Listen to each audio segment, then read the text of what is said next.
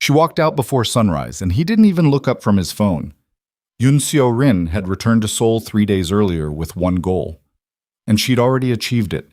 She'd smiled at Min Jae across a dinner table while his wife sat 2 floors above them in their penthouse, asleep after a 30-hour surgery shift. Seo-rin had leaned close enough that her perfume would cling to his jacket, and said, "She was never right for you. You know that." And Kang Min Jae, the man who controlled billions, who made grown men flinch when he entered a room, had not told her to leave. That was 3 days ago. This morning, Dr. Zara Mensah placed a single manila envelope on his desk, set her keys beside it, and walked out of the penthouse before the city woke up. She took her medical bag, her passport, and nothing else. The envelope contained signed divorce papers. He found them at 7 a.m. He signed them by 7 a.m. and 4 minutes. Then he called his driver to confirm his 9 o'clock meeting. If you have ever loved someone quietly, loved them so completely that you forgot to make noise about it, and then watched them look right through you like you were furniture, drop a like on this video. Leave a comment with your city or country. I want to know how far this story has traveled, because something tells me it's going to go a long way.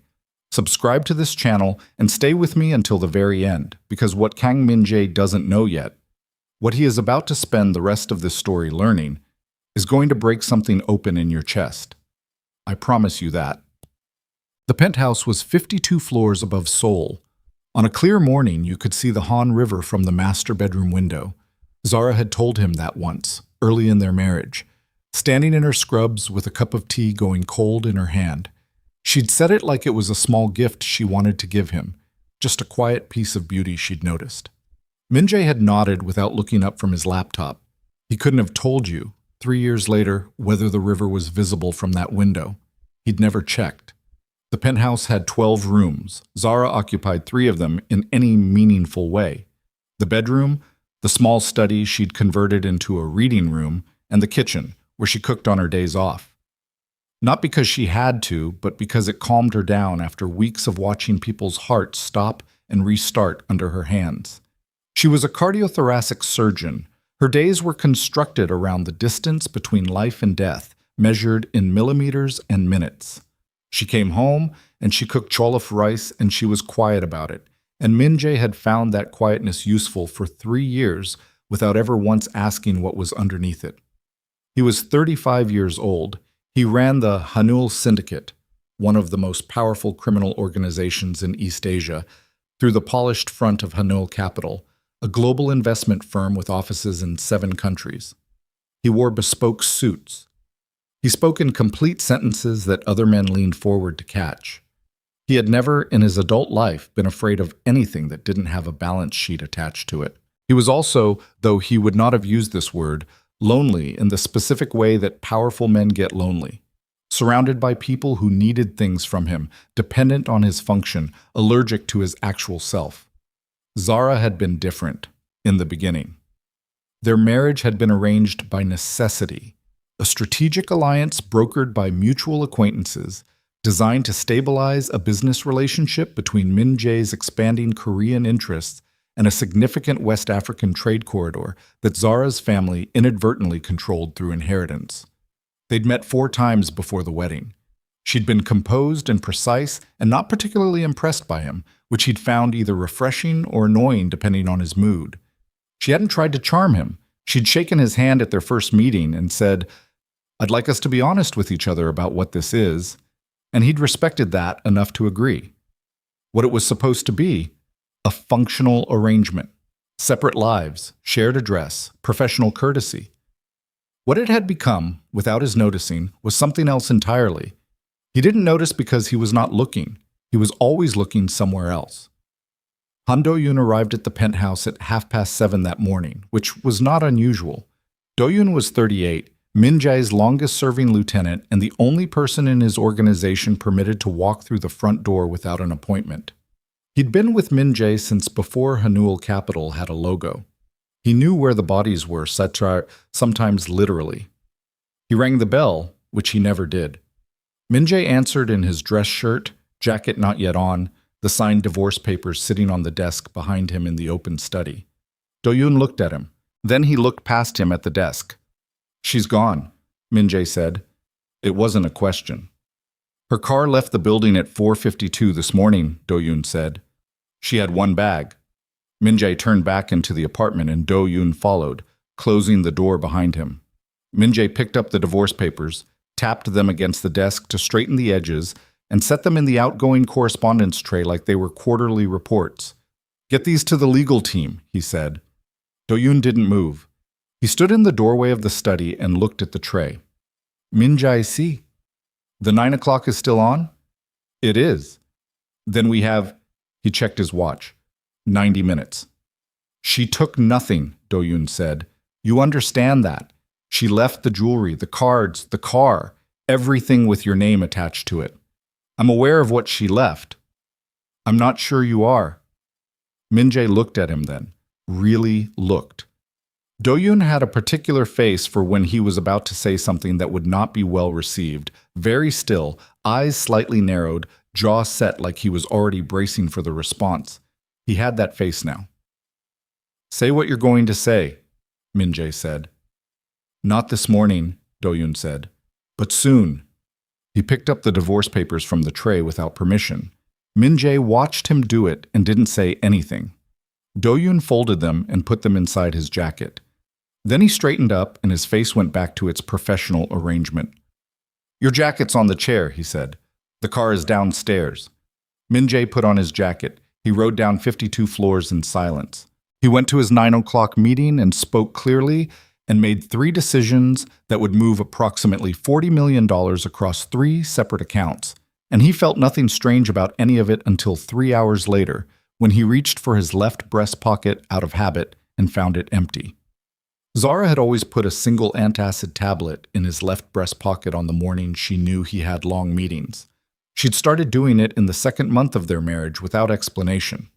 He'd asked her once, maybe 6 months in, why she bothered. Because you forget to eat when you're in performance mode, she'd said, not looking up from the journal she was reading. And then your stomach hurts, and you're unpleasant to everyone for the rest of the afternoon. He'd wanted to say that he wasn't in performance mode. He was simply working, but the antacid had dissolved by then and his stomach had felt fine through a 4-hour negotiation, so he'd said nothing. The pocket was empty now. He noticed it at 12:14 p.m., in the middle of a sentence about leverage ratios, and he lost the thread of what he was saying and had to find it again. And the man across the table from him blinked in surprise because in 4 years of doing business with Kang Min-jae, he had never once seen the man lose a sentence. Seo-rin called at 2 p.m. Yoon Seo-rin was 33 years old, and she moved through rooms like she was aware of exactly how she was landing in them. She was beautiful in the way that required maintenance and intention. And she'd known Min-jae since they were 26, when they'd spent 11 months in something that could loosely be called a relationship before she'd ended it. Or he had, depending on which version you believed. She'd left Seoul. She'd come back. She'd left again. She had a talent for re-entering at moments of structural weakness, and she'd spent 3 years monitoring Min-jae's marriage from a distance, the way you watch a building you expect to eventually fall. She called and he answered. I heard, she said. Word travels fast. I have friends, she said. How are you feeling? Fine. A pause. You don't have to be fine with me, you know. I'm aware. I thought maybe dinner, somewhere quiet, no pressure. He should have said no. He knew on some level that wasn't fully operational yet, that he should say no. But the penthouse was 52 floors up and 12 rooms large, and 3 of those rooms were going to feel very empty tonight. And the antacid pocket was empty, and the signed papers were in Do-yoon's jacket, and he was, underneath the leverage ratios and the bespoke suit and the complete sentences, very tired. 7 o'clock, he said. Send me the address. He didn't examine the decision. He rarely examined his decisions. He made them quickly and committed and corrected course if necessary. This was how you ran an organization like Haneul. This was also, though he wouldn't have said so, how he ran his marriage. Quickly, without examination, with correction only when something broke loudly enough to demand attention. Zara had never broken loudly. That had been the problem. At 4 p.m., Do-yoon appeared in his office doorway again. Min-jae was at his desk, actually working. Not performance mode, real work, the kind that required a red pen and a highlighter and 3 screens. And he looked up. "Tell me," he said. Do-yoon came in and sat down, which he rarely did uninvited. He placed a single folder on the desk, thin, legal-sized, unlabeled. "What is this?" Min-jae said. "Open it." Inside was a single document, a financial analysis, internal, dated 14 months ago. Min-jae scanned the top line and felt something cold move through him. The Jong acquisition, a deal that had very nearly destroyed 2 years of Hanul Capital's structural foundation when the counterparty had attempted to manipulate the terms at the 11th hour. Min-jae had been in Tokyo when it collapsed. He'd spent 4 days in crisis management, flying back, working through the night, burning through his senior team until they'd found the exit clause that saved them. He looked up. "She found it," Do-yoon said. 6 weeks before you even knew there was a problem, she'd been reviewing your incoming correspondence. Not to spy, she found one letter that came to the penthouse by mistake, opened it thinking it was medical mail, read it, understood what she was looking at. She brought me the analysis, told me where the exit clause was, and told me not to tell you. "Why?" She said. Do-yoon paused. He wasn't a man who paused often. She said she didn't want you to feel indebted to her. She just wanted the problem solved. Min-jae set the folder down. His hands were steady. His hands were always steady. He'd trained that into himself over 20 years, and it held even now when something in his chest was doing something unfamiliar and inconvenient. "That's one thing," he said. "There are others," Do-yoon said. He did not say it like a threat. He said it like a man who has been carrying weight for too long and has finally found someone to set it down in front of. "The cardiac episode." He said it flat, blunt as a stone. Min-jae went very still, 18 months ago, a Tuesday in November. He'd been in the penthouse alone. Zara had been at the hospital, a late surgery. He'd expected her back after midnight. He'd had chest pain that he'd assumed was stress and dealt with by sitting down with a glass of water and breathing through it. It had passed in 20 minutes. He'd told no one. He'd gone to sleep. "She came home early," Do-yoon said. "Finished faster than expected. Found you asleep. Ran her own assessment. She told me later that you'd had a silent cardiac event. The kind you don't feel fully, the kind that doesn't announce itself until it kills you. She monitored you through the night, adjusted your morning medications, had your schedule cleared the next day without telling you why." Min-jae said nothing. "You thought the light week was because I'd handled the Seoul conference rescheduling," Do-yoon said. "I let you think that. You knew. She told me because she needed someone to cover for her. She made me promise not to tell you." "Why?" he said again, and his voice was still even and steady, but it was the kind of even that lives right at the edge of something. "Same reason," Do-yoon said. "She didn't want you to feel obligated. She didn't want you to stay because you felt you owed her your life." The office was quiet. Outside, Seoul was doing what Seoul always did, moving, loud, relentless, indifferent to individual catastrophe. Min-jae stood up and walked to the window. He put one hand against the glass. The Han River was visible from here, too, just a dark ribbon in the fading afternoon light. He wondered, for no reason he could name, whether it was visible from the master bedroom. He thought about the woman who had found him after a cardiac event and spent the night watching him breathe and then cleared his schedule and never said a word. He thought about 3 years, 12 rooms, a kitchen where rice was cooked on days off because it helped with the particular weight of watching hearts stop and restart. He thought about the empty antacid pocket. "Do-yoon," he said without turning around. "Yes." "Is there more?" A pause. "Yes," Do-yoon said. Min-jae pressed his forehead very briefly against the glass, just for a second, just long enough to feel the cold of it, and then straightened up and turned around. "Tomorrow," he said. "All of it. Tomorrow morning." Do-yoon nodded and picked up the folder and walked out. At 7 o'clock, Min-jae sat across from Seo-rin at a quiet restaurant in Gangnam and watched her arrange her face into something warm and attentive, And he thought about a woman standing at a window talking about the river. And he thought about 11 months of something loosely called a relationship. 26, when he was still forming, and how Seo Rin had always felt like weather, spectacular and unreliable and fundamentally uninterested in the specific shape of him. Seo Rin reached across the table and put her hand over his. "You look tired," she said. "You don't have to hold it together with me." He looked at her hand on his. Something was wrong. Not with the restaurant or the light or the evening. With his own chest, with his own understanding of something he'd believed for years and was now suddenly not certain of. Like a weight he'd been leaning against without knowing it had just been quietly removed. "I'm fine," he said. But the antacid pocket was empty. And Zara was somewhere in this city tonight, sleeping probably, because she had surgery in the morning, because she always had surgery, because she showed up and she worked and she was precise and extraordinary and quiet about it. And he had signed the divorce papers in 4 minutes.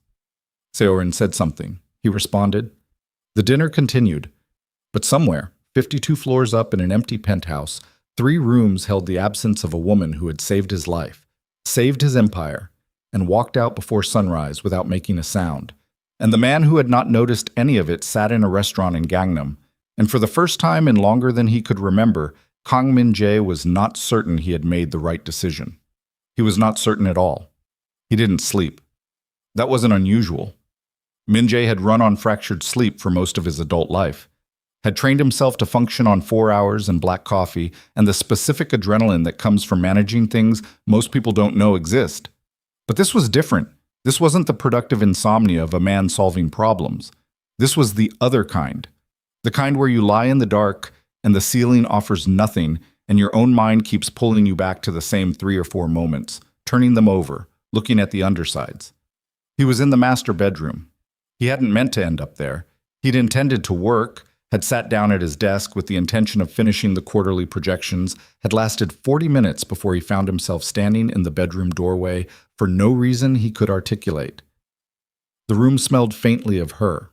Not perfume. Zara didn't wear much perfume. Something cleaner. The particular soap she used, maybe, or just the absence of everything else. Her side of the closet was open. She'd taken her clothes, the ones she'd brought into the marriage. Not the things he'd had sent from the boutiques on Cheongdam-dong that she'd accepted graciously and worn occasionally, and clearly not chosen for herself. Those were still there, arranged by color, untouched. She'd left behind a wardrobe worth more than most people's annual salary, and taken the worn cardigan she'd had since medical school. He closed the closet. He lay down on top of the covers still in his dress shirt and stared at the ceiling and thought about Do-yoon's face when he'd said there are others. At 3 a.m., he got up and went to the kitchen. Zara's handwriting was on the whiteboard on the refrigerator. A grocery list, half finished, 3 items in her precise block letters, ginger root, Greek yogurt, the oat crackers from the Korean mart on the corner, not the other brand. She'd specified the brand, in parentheses, because she'd known he wouldn't remember which one if she didn't. He stood in front of the refrigerator for longer than was reasonable. Then he went back to the desk and worked until sunrise and did not do a good job of it. Do-yoon arrived at 8. He came in and went directly to the kitchen and made coffee, which he'd never done before in this apartment, and brought 2 cups to the study and set one in front of Min-jae and sat down across from him without being invited. Min-jae looked at him over the rim of the cup. "You look terrible," Do-yoon said. "Start talking." Do-yoon set down his cup. He reached into his jacket and pulled out not 1 folder this time, but 3. He set them on the desk in a row, evenly spaced, like he'd thought about the order. "The Jong file you saw yesterday," he said. "That's the oldest. 14 months ago." He tapped the first folder. 7 months ago. He tapped the second. "And this one," his finger rested on the 3rd, "I put together myself. From things she told me over time. Individually, they're small. Together," he paused. "Together, they're not small." Min-jae pulled the second folder toward him and opened it. It took him about 90 seconds to understand what he was reading. He read it twice. His coffee went cold. The second folder concerned a man named Park Chul-soo, a mid-level financial regulator who had begun asking uncomfortable questions about Hanyul Capital's cross-border transfer structures 8 months ago. The kind of questions that, if they reached the wrong desk, could have triggered an investigation that would have taken 3 years and considerable suffering to resolve. The situation had been managed. Min-jae had been aware of it, had tasked his legal team with neutralizing it through legitimate channels, had believed it resolved when the questions stopped. The questions had stopped because Zara had treated Park Chul-soo's wife. He hadn't known that. The woman had come into the hospital under a different family name. She'd kept her maiden name professionally. The connection hadn't been visible. Zara had performed a successful procedure, had spent time with the family during recovery, had apparently formed a brief, genuine rapport with them, and then Park Chul-soo had dropped his inquiry.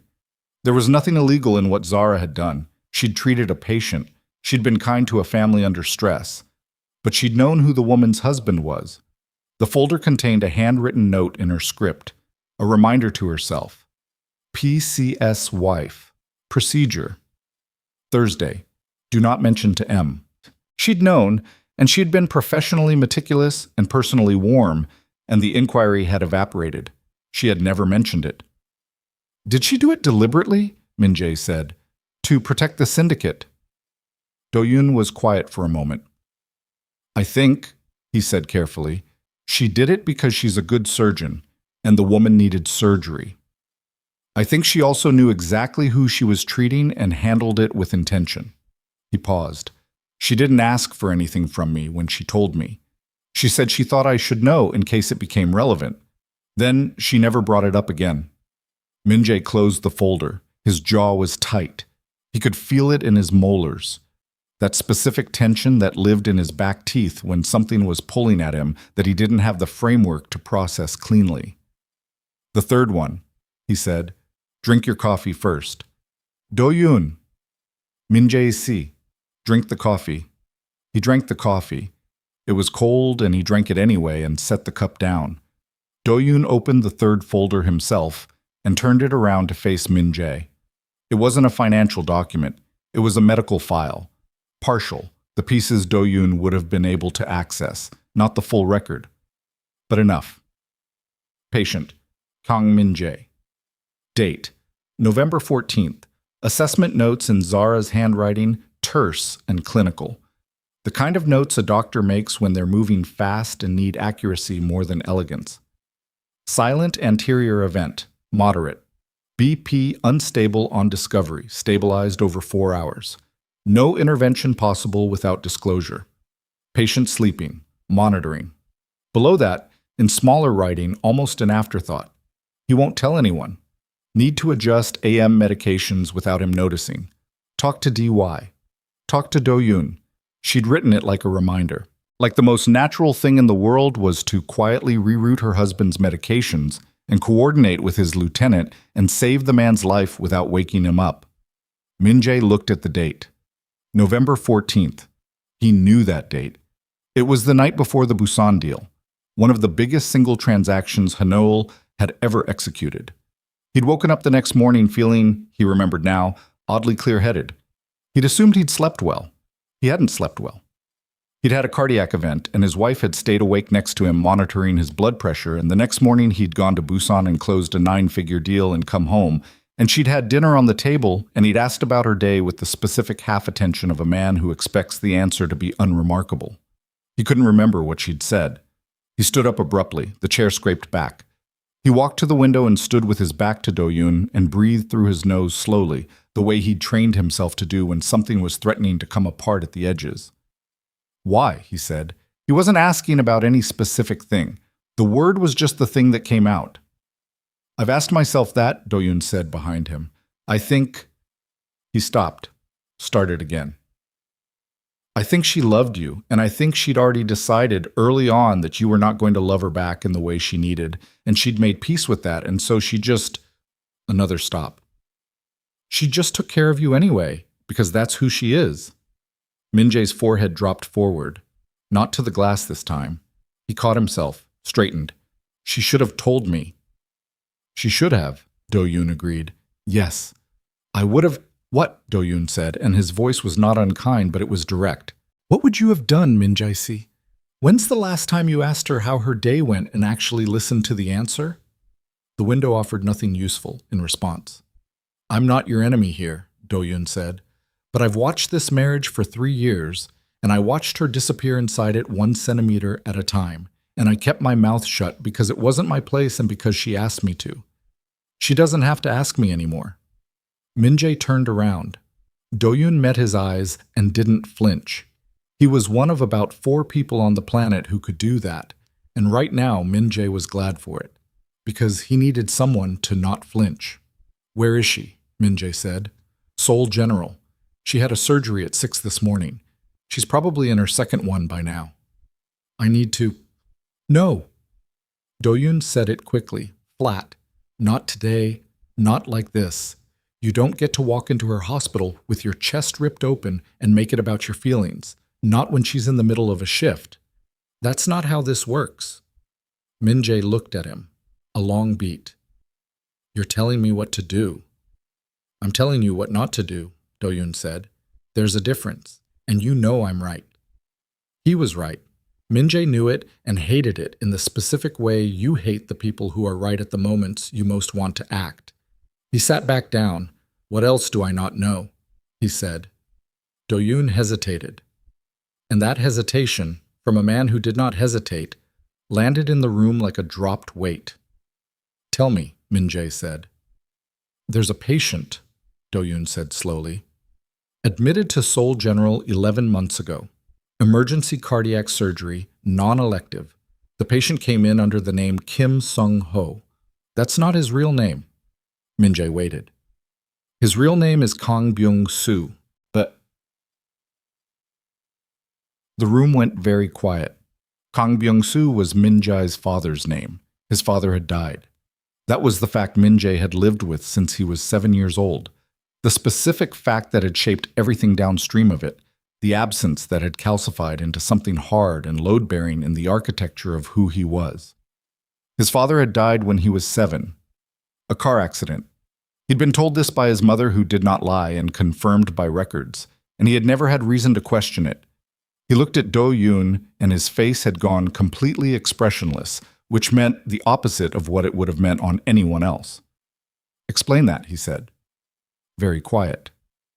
"I don't have the full picture," Do-yoon said.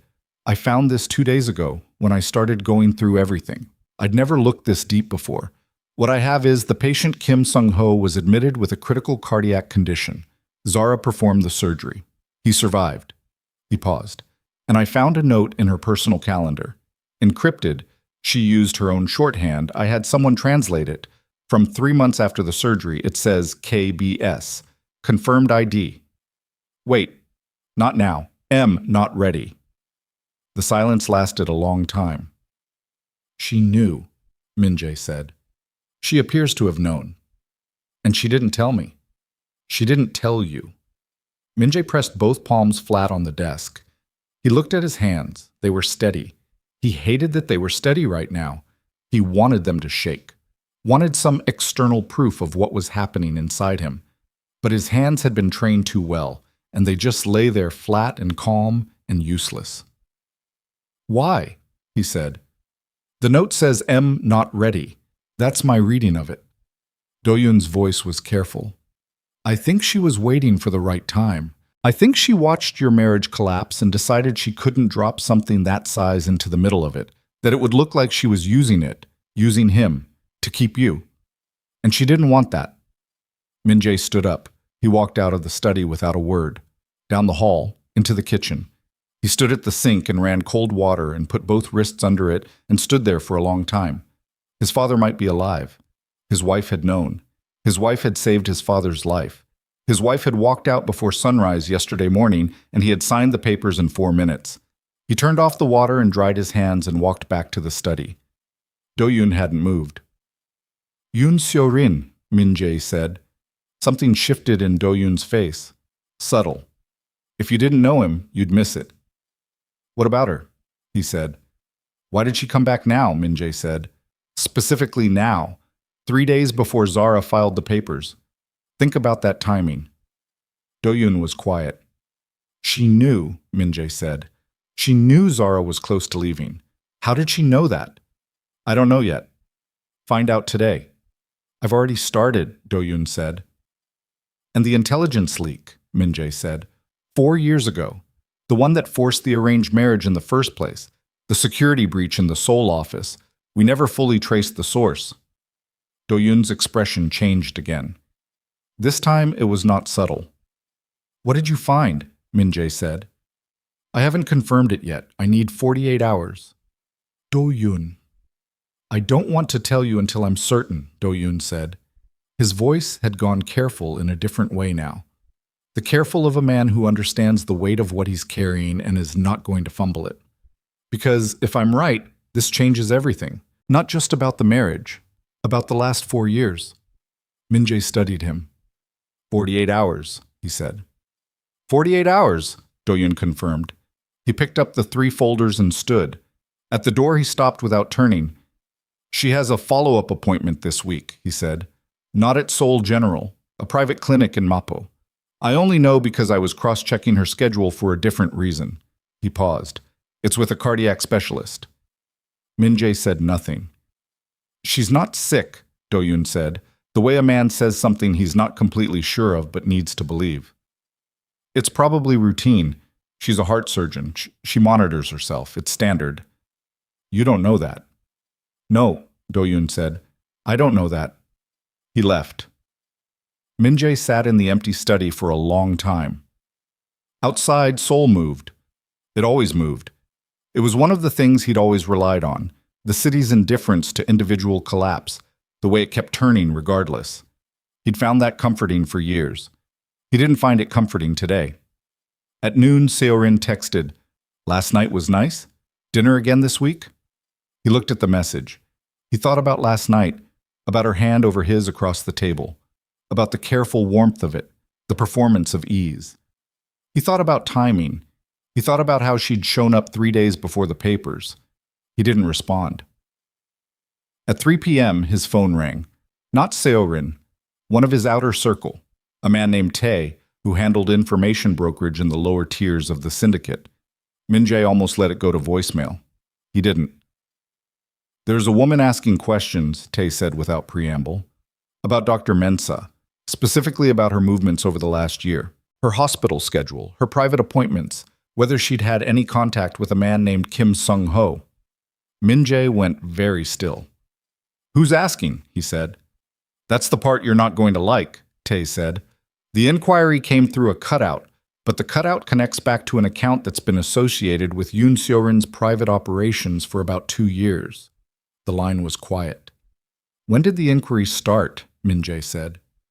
6 weeks ago, Tae said. 6 weeks ago.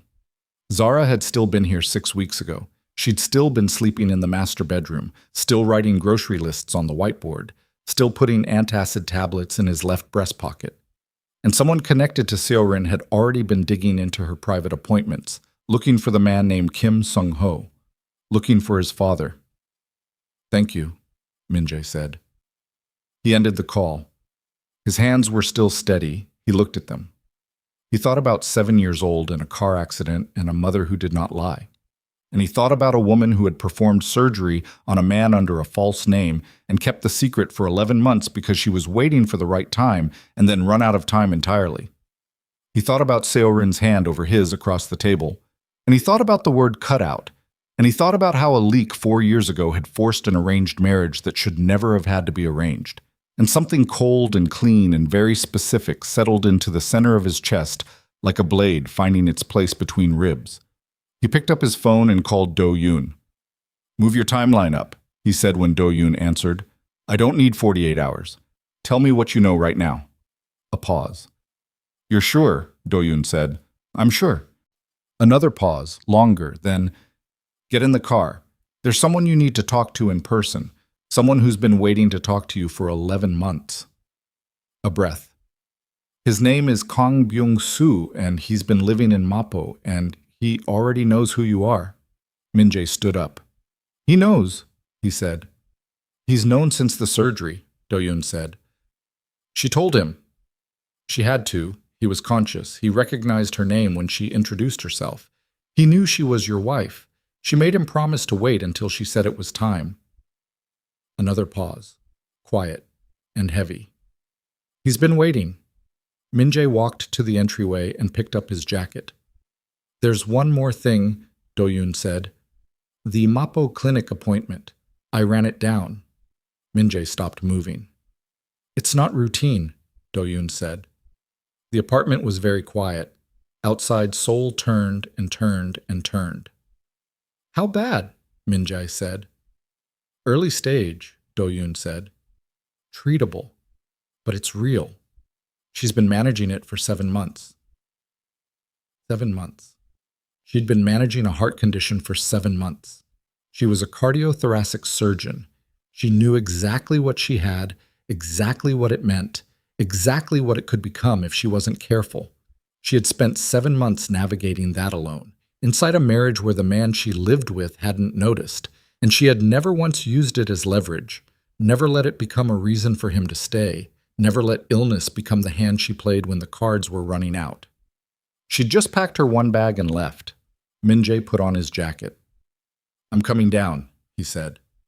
The car took 40 minutes to reach Mapo.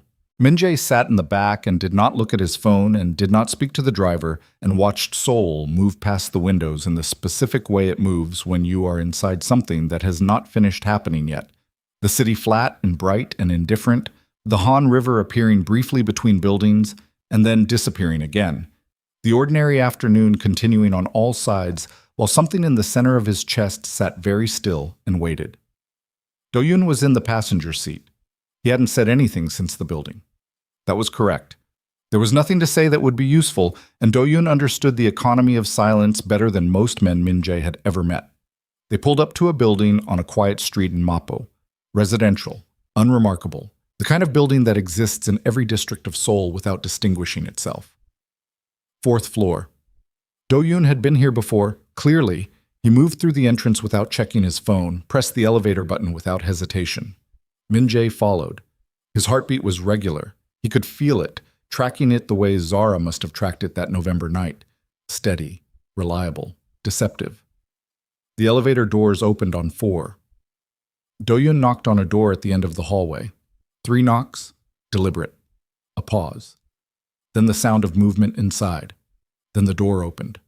The man on the other side was 63 years old, though Min-jae would not have been able to say that with certainty from looking at him. He was thin in the way of someone who had been seriously ill and was not entirely finished being ill. His hair was mostly white. He wore a cardigan and house slippers, and he was holding a mug of something hot. And he looked at Min-jae with the specific expression of a man who has been preparing for a moment for 11 months and has now discovered that preparation does not actually help. Min-jae stood in the doorway and looked at him. He had his father's hands. He'd never known that, had no memory of his father's hands from when he was 7, but he looked at the man's hands around the mug and something in his body recognized them before his mind did. Some cellular thing, some knowledge that lived below language. Nobody spoke. Then Kang Byung-soo stepped back from the door and said quietly, "Come in." The apartment was small and clean, books on most of the horizontal surfaces, a window with the curtains half open, a kitchen that smelled of barley tea, everything modest, deliberate, the home of someone who had made a decision at some point to take up less space. Byung-soo set his mug on the kitchen table and lowered himself into a chair with the careful movements of a body still rebuilding itself. Do-yoon stayed near the door. Min-jae sat down across from his father and put his hands flat on the table and looked at him. "You let her keep this secret," Min-jae said. Not hello, not how, just that. Byung-soo met his eyes. "She asked me to wait. I agreed." "She's been gone 2 days." "I know." "You know." "Do-yoon told me."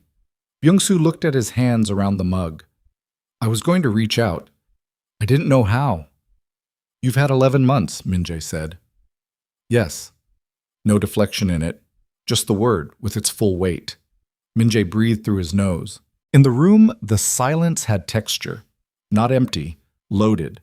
The kind that accumulates between people who share something irrevocable and have not yet found the language for it.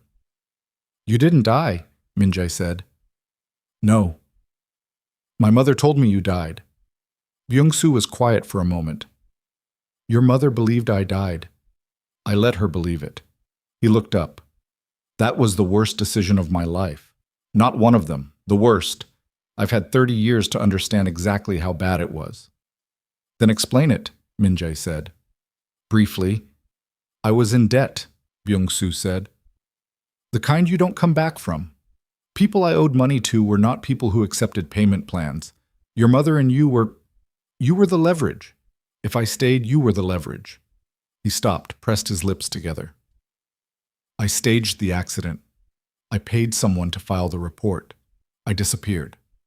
A pause. I thought it would keep you safe. It didn't, Min-jae said.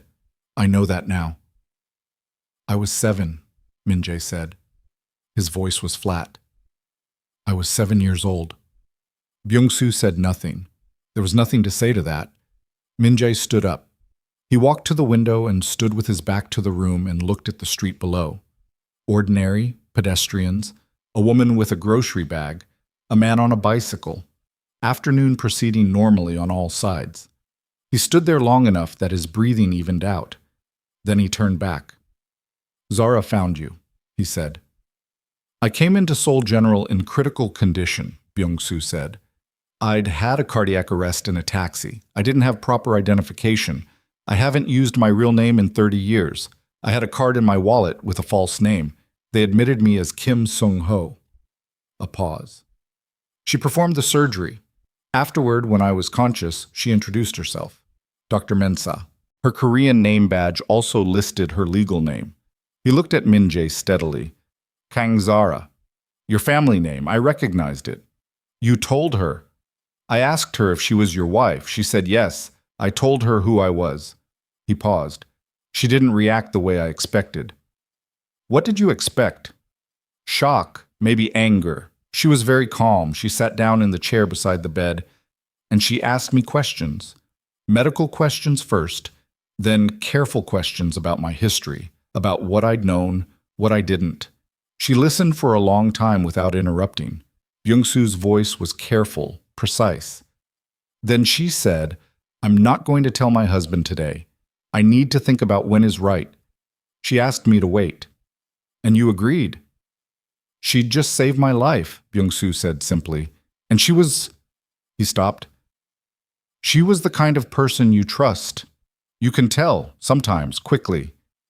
She was that kind. Min-jae looked at him. He thought about Zara at a bedside. The particular quality of her attention when she was in clinical mode, focused, precise, unhurried. He'd seen it once, early in the marriage, when he'd cut his hand badly enough to need stitches, and she'd sat him down at the kitchen table and closed it up herself with the calm efficiency of someone for whom bleeding was purely a problem to be solved. No dramatics, just attention and competence. He'd thought at the time that it was a professional reflex.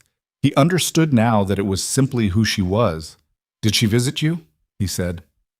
Every 2 weeks, Byung-soo said. After I was discharged. She'd check on my recovery, adjust my medications. She brought food sometimes. A pause. We talked, not about you mostly, about other things. She had a good mind for more than medicine. I enjoyed talking to her. Every 2 weeks for 11 months. His wife had been visiting his father in Mapo every 2 weeks, monitoring his recovery, bringing food, talking about things that weren't about Min-jae. While Min-jae came home to dinners, he ate with half his attention on his phone and went to bed next to a woman who was managing a cardiac condition of her own and carrying a secret the size of a life, and had never once let the weight of it show in her face. I need to go, Min-jae said. Do-yoon moved slightly from the door. Min-jae, see? I need to think, Min-jae said. To his father, I'm not finished with this conversation. Byung-soo nodded. I'll be here. I know where you live, Min-jae said, and there was nothing threatening in it. Just fact, stated plainly, the way Min-jae stated most things. He walked out. The elevator took too long, and he stood in the hallway and waited for it, and did not think about anything specific because if he started with one thing, the rest would follow, and he needed to get to the car first. Do-yoon caught up to him in the lobby. They got into the car. The driver looked at Min-jae in the rearview mirror, and Min-jae said, Drive. Doesn't matter where. And the driver drove. They were on Mapo Daero heading east when Do-yoon's phone rang. He looked at the screen. His jaw tightened slightly. Min-jae caught it. "What?" Min-jae said. Do-yoon answered the call. He listened for 40 seconds without speaking. His face did the thing it did. Went still, very still, the way still water is still right before something heavy breaks its surface. He hung up. "Tell me," Min-jae said. "The intelligence leak," Do-yoon said. 4 years ago. The breach that exposed your trade structure and forced the board to recommend the arranged alliance with the Mensah family." He paused. "We traced it." Min-jae waited. "It originated from inside Hanul Capital's Seoul office," Do-yoon said. "Specifically from a terminal that was accessed using credentials belonging to a former executive assistant, the assistant who worked in your department at the time." Min-jae's mind moved through the timeline. 4 years ago, his department. He ran through the staff, 2 assistants at that point, both vetted, both cleared. "Which one?" he said. "Neither of them directly," Do-yoon said. "Their credentials were used without their knowledge. The access was remote. Someone with intimate knowledge of the internal login structure who had previously had legitimate access." He paused. "We cross-referenced access history against visitor logs, digital footprints, external contacts. It took the team 6 hours today." Another pause. "The breach traces to a private device, a device registered to a consulting company that dissolved in year 2 of your marriage." He looked at Min-jae. "The company was a shell. 1 director, 1 investor." Min-jae felt something close in his chest like a fist. "Seorin," he said. "Yoon Seorin engineered the leak," Do-yoon said, 4 years ago, before she left Seoul. She manufactured the intelligence breach that destabilized your operations and triggered the board's pressure for the strategic marriage. He said it without inflection, the way you say something when you've had 30 minutes to absorb it and still haven't finished absorbing it. She created the conditions for your arranged marriage. She created the problem she believed would eventually solve itself, that the marriage would fail, that you'd come back to her. She's been waiting 4 years for that outcome. The car kept moving. Outside, Seoul turned. A fruit stand at a corner, a woman adjusting a child's backpack, a delivery motorcycle weaving between lanes. Min-jae sat with it. 4 years. Seorin had detonated something inside his organization 4 years ago and then stepped back and watched it chain react, watched it push him into a marriage she believed was temporary, watched it from a distance, and then returned to Seoul 3 days before the papers were filed because she'd been monitoring the marriage closely enough to know it was ending, and she wanted to be in position when it did. She'd asked questions about Zara, about Kim Sung-ho. 6 weeks ago. She'd been trying to find the leverage, trying to understand what Zara knew, whether there was something that might make Min-jae want to stay. She'd been working this like an operation. "She's been in contact with someone inside the organization," Min-jae said. It wasn't a question. "Yes," Do-yoon said. "We're identifying who." "How deep?" "Unknown yet." Min-jae looked out the window. His reflection looked back at him. Expressionless, composed. The face he'd built for exactly this kind of moment. The face that meant nothing was breaking even when everything was breaking. "Turn around," he said to the driver. "Take me to the office." Do-yoon looked at him. "What are you going to do?" "I'm going to finish this," Min-jae said. "Seorin is at the Hanul Gala tomorrow night. Every board member, every senior executive. She's on the guest list." Do-yoon went still. "You're going to do it there." "I'm going to do it there," Min-jae said. "In front of all of them." "That's..." Do-yoon paused. "That's not how you usually operate." "No," Min-jae agreed. "It's not." He pulled out his phone. He stared at it. He thought about calling Zara. He didn't know what he would say. "Your husband's father is alive and you knew, and you kept it safe, and you managed a heart condition alone for 7 months. And I signed the divorce papers in 4 minutes. And I don't know who I've been for the last 3 years, but I'm fairly certain it's someone I would not like very much." He put the phone away. "I need to know where she is," he said. "Zara?" Do-yoon said carefully. "She should know what's happening," Min-jae said. "Before the gala, before I do this publicly. She deserves to know first." Do-yoon was quiet for a moment. "She's at the hospital. She finishes at 8. I'll go at 8. Min-jae see. Do-yoon's voice had something in it he rarely used, a kind of careful directness, the tone of a man who is going to say the true thing even if it lands badly. Going to her tonight, the night before you publicly destroy the woman she might connect to the original marriage, that could look like you're managing her, like you're getting ahead of something. Min-jae looked at him. I'm not managing her, he said. I know that, Do-yoon said.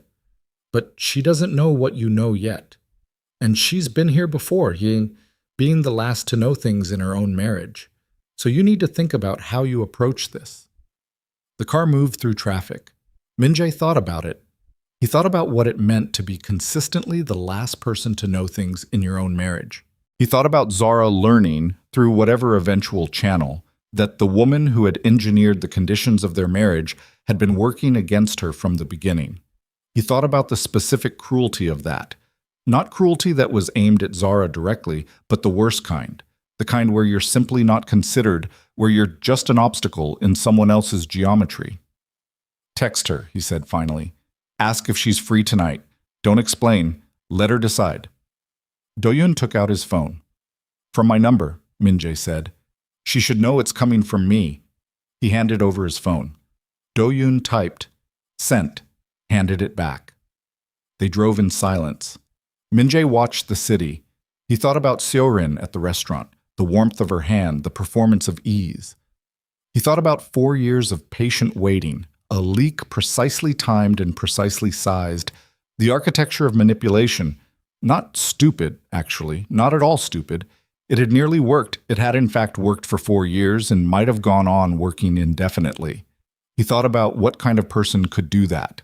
Could manufacture a crisis, install a woman into a man's life as a placeholder, and then wait. His phone lit up. A message from Zara's number, 2 words. I'm free. He looked at it for a long time. Do-yoon glanced over. She responded? Yes, Min-jae said. What did she say? She said she's free. Do-yoon turned forward. The car moved. Outside, the evening was beginning, Seoul shifting from afternoon into the particular light of early evening, the city's neon beginning to assert itself against the fading sky. Min-jae put the phone in his pocket. He thought about the gala tomorrow. Seo-rin in the room, comfortable, positioned, believing the sequence was moving in her direction. He thought about standing up in front of the board and the executive team and every person who operated in the upper atmosphere of Hanul Capital and saying the true thing. All of it, the leak, the shell company, the manufactured crisis. The 4 years of patient predation dressed up as a love story. He thought about what it would cost him. Not the organization. The organization would survive, had survived worse. He meant the other cost.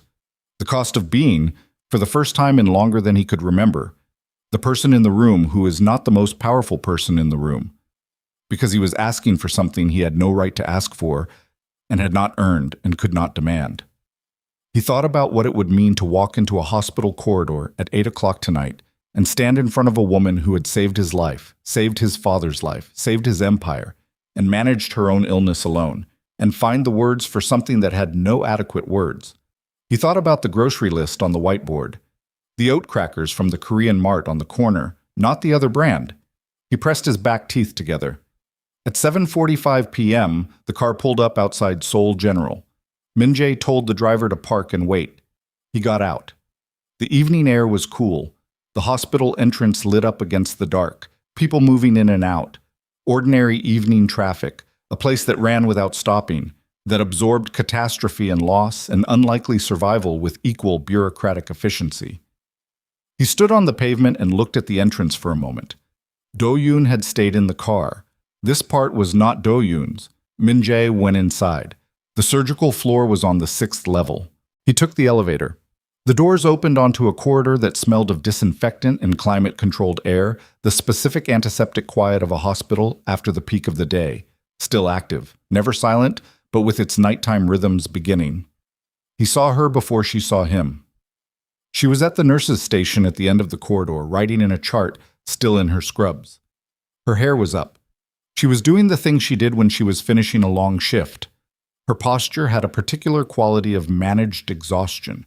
upright, but only just, carrying the weight of the day with the practiced discipline of someone who had decided long ago that her body needed to function regardless of how it felt.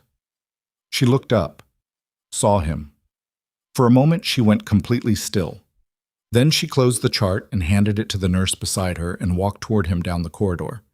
Not fast, not slow. Her face was neutral in the specific way that means the opposite of neutral, the way that requires effort. She stopped 5 feet from him. "Min-jae," she said. "Zara," he said. They looked at each other. The corridor continued its business around them. A cart rolling past, voices somewhere behind a closed door, the distant sound of a monitor. I know there are things you don't want to say to me right now," he started. "You don't know what I want," she said. Not sharp, just factual. The tone of a woman who has listened to people tell her what she wants for long enough to have lost patience with it. "You're right," he said. "I don't." He stopped. "I found out about my father today." Something moved across her face, just briefly, a ripple of something that could have been relief or grief or both at once.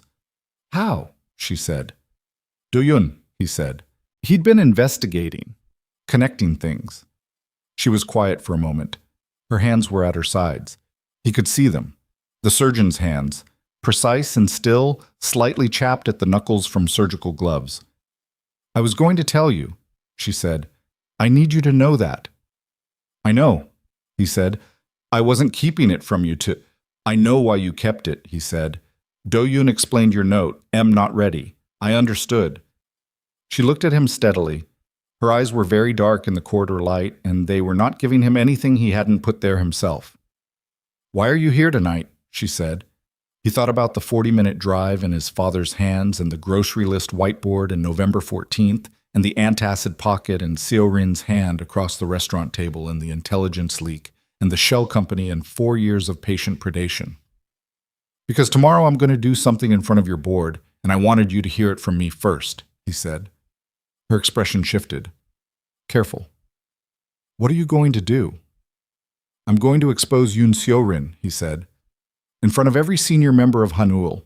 The intelligence breach 4 years ago. She engineered it.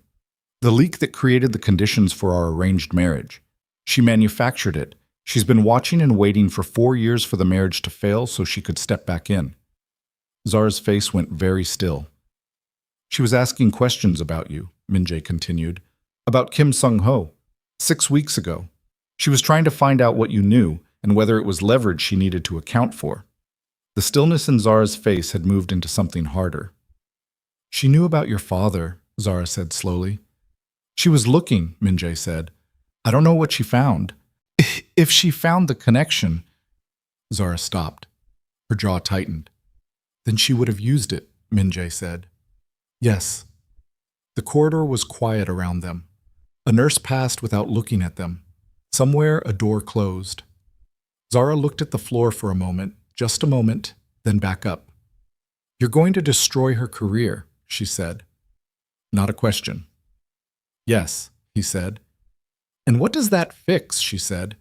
The question landed flat and clean and exactly where it needed to land. "Nothing," he said. "It fixes nothing between you and me. I know that. I'm not doing it to fix things." He paused. "I'm doing it because it's the truth, and she has been in my organization for the last 3 weeks, and she will do this again to someone if I don't." Zara looked at him for a long time. He held still and let her look. He had spent 3 years not letting people look at him closely. He stood in the corridor and held still. "Your father is well," she said. Not a subject change, something she needed to say, a piece of truth she was handing him deliberately. "I know," he said. "I saw him. He's been—" She stopped. "He's been lonely," she said. "Doesn't say it, but you can see it. He talks about you sometimes. Not in ways that are— doesn't make excuses. He just talks about you." Min-jae breathed. "I'm going to see him again," he said. "After tomorrow." She nodded. He reached into his jacket pocket. He'd brought nothing. No document, no letter, no formal thing. Just himself, which was both less and more than she was owed. I'm not here to ask for anything, he said. I wanted to tell you about tomorrow before it happened, and I wanted to... He stopped, found it. I wanted you to hear me say that I understand now what you did. Not partially. I understand it completely. And I understand what I didn't do, what I was. And I'm not going to put any of that on you tonight or ask you to carry it. The corridor was quiet. Zara looked at him. Min-jae, she said. Her voice was level, careful, the voice of a woman who had learned to be very precise with words because imprecise words in her profession cost lives. I spent 3 years being invisible to you. That's not cruelty. I'm not calling it that. You weren't trying to hurt me. You just... She stopped. I was furniture, very useful furniture, and I made myself comfortable in that role for longer than I should have because I told myself it was enough. He didn't say anything. It wasn't enough, she said, and I stopped being able to pretend it was. I know, he said, so please understand that... Her voice caught. Just once, just briefly, and then it didn't catch anymore. Please understand that this, tonight, you being here, you knowing, it matters to me that you know. It does. She looked at him steadily. But knowing doesn't change what 3 years felt like. The words settled. He nodded. Once. He didn't try to counter them. I'll go, he said. She didn't stop him. He turned and walked back down the corridor toward the elevator. His back was straight. His pace was even. He reached the elevator and pressed the button and waited for it and did not look back. The doors opened. He stepped inside. The last thing he saw before the doors closed was Zara at the nurse's station, picking up the chart again, her head bent, back at work. The hospital continuing its necessary business all around her the way Seoul continued all around everything. Relentless, indifferent, requiring nothing to stop just because something inside had broken. He rode down 6 floors. In the lobby, he took out his phone and called Do-yoon. It's done, he said. Tomorrow morning. I want the full documentation ready. Everything. The shell company, the access logs, the financial trail, the timeline. Every board member gets a copy before the gala. I want them to have read it before she walks in. Understood, Do-yoon said. And Do-yoon, Min-jae said. Yes. Find out if she knows about the clinic in Mapo, he said. If Seo-rin found the connection to Kim Sung-ho, I need to know exactly how much she knows and who she told. A pause. I'll have it by morning, Do-yoon said. Min-jae walked out of the hospital. The night air hit him. He stood on the pavement and breathed it. Tomorrow he was going to stand in a room full of people who had known him for years as the kind of man who controlled outcomes, who moved pieces without being seen moving them, who never let the personal become visible in professional space. Tomorrow, he was going to let all of it be visible. He was going to name the truth in front of witnesses and let it land where it landed, and he was going to do it not because it would win him anything, not because it would bring her back, but because it was the only true thing left, and he had spent long enough living inside arrangements and calculations and surfaces, and he was done. The car was at the curb. He got in. The office, he said. The driver pulled out. Seoul moved around them, indifferent and bright, the city turning through its night, and somewhere on the 6th floor of this building, a woman with a cardiac condition she was managing alone was picking up a chart and going back to work, and Kang Min-jae sat in the back of his car and understood for the first time with complete clarity what it meant to be too late. Not in the way of tragedy, not in the way that closes doors forever, but in the specific grinding way that means you have to earn back every inch of ground you wasted, one day at a time, with no guarantee of arrival. He didn't sleep that night either. He worked instead, the real kind, the kind that required a red pen and 3 screens and decisions that would matter after this was over. Because Hanul still needed to run after tomorrow, the organization didn't pause for personal catastrophe. It never had. He worked until 4 a.m., and then he sat in the chair in the study and closed his eyes for 2 hours without sleeping, and at 6 he showered and dressed and stood in front of the bathroom mirror for longer than he normally would. He looked at his own face. He thought about what Do-yoon had said. You don't have to hold it together with me. Seo-rin had said that, across the dinner table, her hand over his. He'd thought at the time that it was intimacy. He understood now it was reconnaissance. She'd been reading him the whole time, calibrating, checking whether he was close enough to Broken to be useful. He put on his jacket. Do-yoon arrived at 6:30 with coffee and a tablet containing the full documentation package, 47 pages, the complete intelligence breach investigation, the shell company filings, the access logs, the financial trail connecting Seo-rin's private consulting operation to the original leak. Clean, precise, sourced, the kind of document that ended things. Board members received their copies at 6 a.m., Do-yoon said. Encrypted personal delivery to each senior executive device. They've had 90 minutes. Have any of them called? Min-jae said. 3, Do-yoon said. Park from the investment division, Lee from legal, and Chairman Woo. Woo, Min-jae said. Chairman Woo Jae-hyun was 71 years old and had been on the Haneul board since before Min-jae took operational control. He was not a man who called before business hours for minor reasons. What did he say? Min-jae said. He said, and I'm quoting exactly, "I'll be there early. Make sure the room is set up properly." Min-jae looked at Do-yoon. He knew something was wrong, Do-yoon said. He told me he'd noticed irregularities in the original breach investigation years ago, but didn't have enough to bring to you. He said he's glad someone finally pulled it clean. Min-jae nodded, drank his coffee. Seo-rin, he said. Arrived in Seoul this morning on the first domestic flight from Busan. She spent last night there. We tracked the hotel booking. She's scheduled to arrive at the Haneul Gala at 7 p.m. Her name is still on the guest list. Do-yoon paused. She doesn't know about the documentation. Our contact inside her network confirmed last night that she has no idea this is coming. Good, Min-jae thought. Not because he wanted the advantage of surprise for its own sake. Because the moment she knew it was coming was the moment she'd start managing her exit, and he needed her to be in that room, in front of those people before she had the chance to construct a counter-narrative. The Mapo Clinic, he said. Do-yoon's expression shifted. Seo-rin found the connection to Kim Sung-ho 6 weeks ago. She identified him as your father 4 weeks ago. She has not told anyone. Our sources inside her operation confirmed she's been holding it, using it as a contingency. A contingency for what? If you tried to end things with her before she was ready, Do-yoon said. She was going to use your father as leverage, to complicate your relationship with Zara, specifically to introduce doubt about why Zara kept the secret, whether she was using the information herself. The kitchen was very quiet.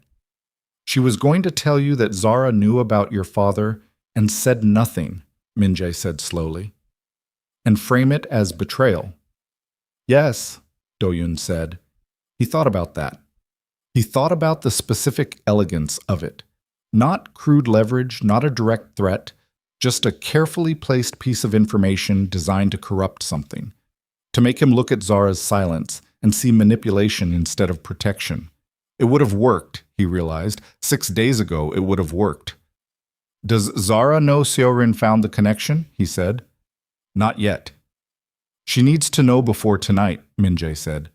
She shouldn't walk into whatever comes after the gala without knowing what Seo-rin was holding. I'll reach out to her this morning, Do-yoon said. No, Min-jae said. I'll do it. He picked up his phone, opened a message to Zara's number. He typed carefully, not fast, actually thinking about each word, which was not how he normally operated but felt necessary. There's something you need to know before tonight. Seo-rin found the connection to Kim Sung-ho. She was holding it as a contingency. I want you to have the full picture, not asking for anything, just want you to know. He sent it and put the phone face down on the desk. Now, he said to Do-yoon, walk me through the room. The Haneul Capital Gala was held in the main conference hall on the 38th floor. Not a ballroom, not a party venue, but the organization's own space, large and formal and deliberately impressive, with floor-to-ceiling windows looking out over the city. It was used 3 times a year for major stakeholder events. Tonight was the annual Executive Review Gala. Every board member, every department head, senior partners from the 3 largest external affiliates. Approximately 90 people, all of whom knew exactly who Yoon Seo-rin was, and had watched her move through the edges of Min-jae's professional world for years. Do-yoon walked him through the seating, the schedule, the sequence of events. The documentation had gone to board members only, not to the wider guest list. The board members would be waiting. Everyone else would not know what was coming. Good, Min-jae thought again. Let it happen in front of everyone. Let it be witnessed. His phone lit up. Zara. I know. Do-yoon told me 2 days ago she'd been asking questions. I didn't know the extent of it. Thank you for telling me. A pause. Then, be careful tonight. He read it twice. Set the phone down. Be careful. Not good luck. Not I believe in you. Just be careful. The specific concern of someone who still cared about his physical existence, even while everything else remained unresolved. He found it more sustaining than any declaration would have been. The day moved. He worked. He took 3 calls from board members. Calm conversations, each man reading the documentation and arriving at the same conclusion independently, each one precise and professional and quietly furious in the way that senior men get when they realize they've been played inside their own house. Chairman Wu called again at noon. I want to speak first, Wu said, before you present. Let me open the formal portion of the evening. What I say will set the context. With respect, Chairman, Min-jae said, I'd like to handle this myself. A pause. I'm not offering to protect you, Wu said. I'm offering to establish the board's collective position before you speak as an individual. There's a difference. If I speak first, what follows is institutional, not personal. Min-jae considered this. Institutional is better, he said. Yes, Wu said. It is. A brief pause. Whatever else is true, Min-jae, your wife, your former wife, is a good woman. A number of us noticed that she was not treated accordingly. The line was quiet. I'm aware, Min-jae said. Good, Wu said. He ended the call.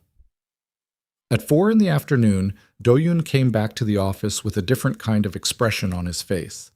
Not the tight, controlled stillness of the morning, but something sharper, more immediate.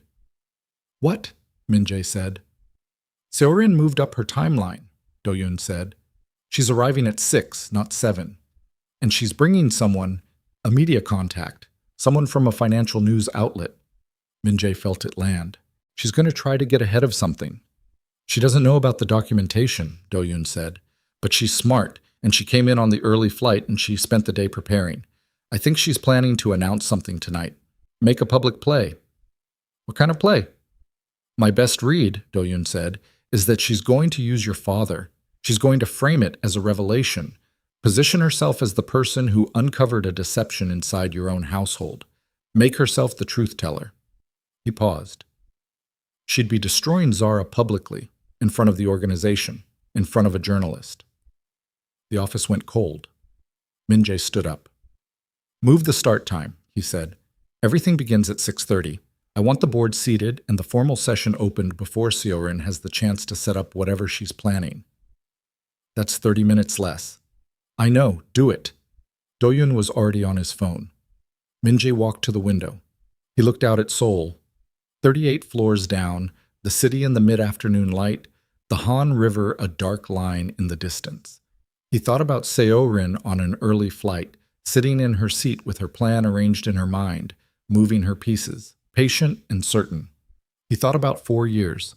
He thought about a woman who had stayed awake through the night monitoring his blood pressure, and the next morning watched him leave for Busan without saying a word.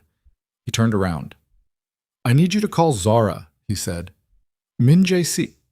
Not to bring her here, he said quickly. I'm not doing that. She needs to know about the journalist. If Seorin's plan was to go public with the information about her father, Zara needs to know that's no longer happening. She's been carrying that risk and she doesn't know the threat just escalated. Do-yoon looked at him for a moment. Then he nodded and picked up his phone.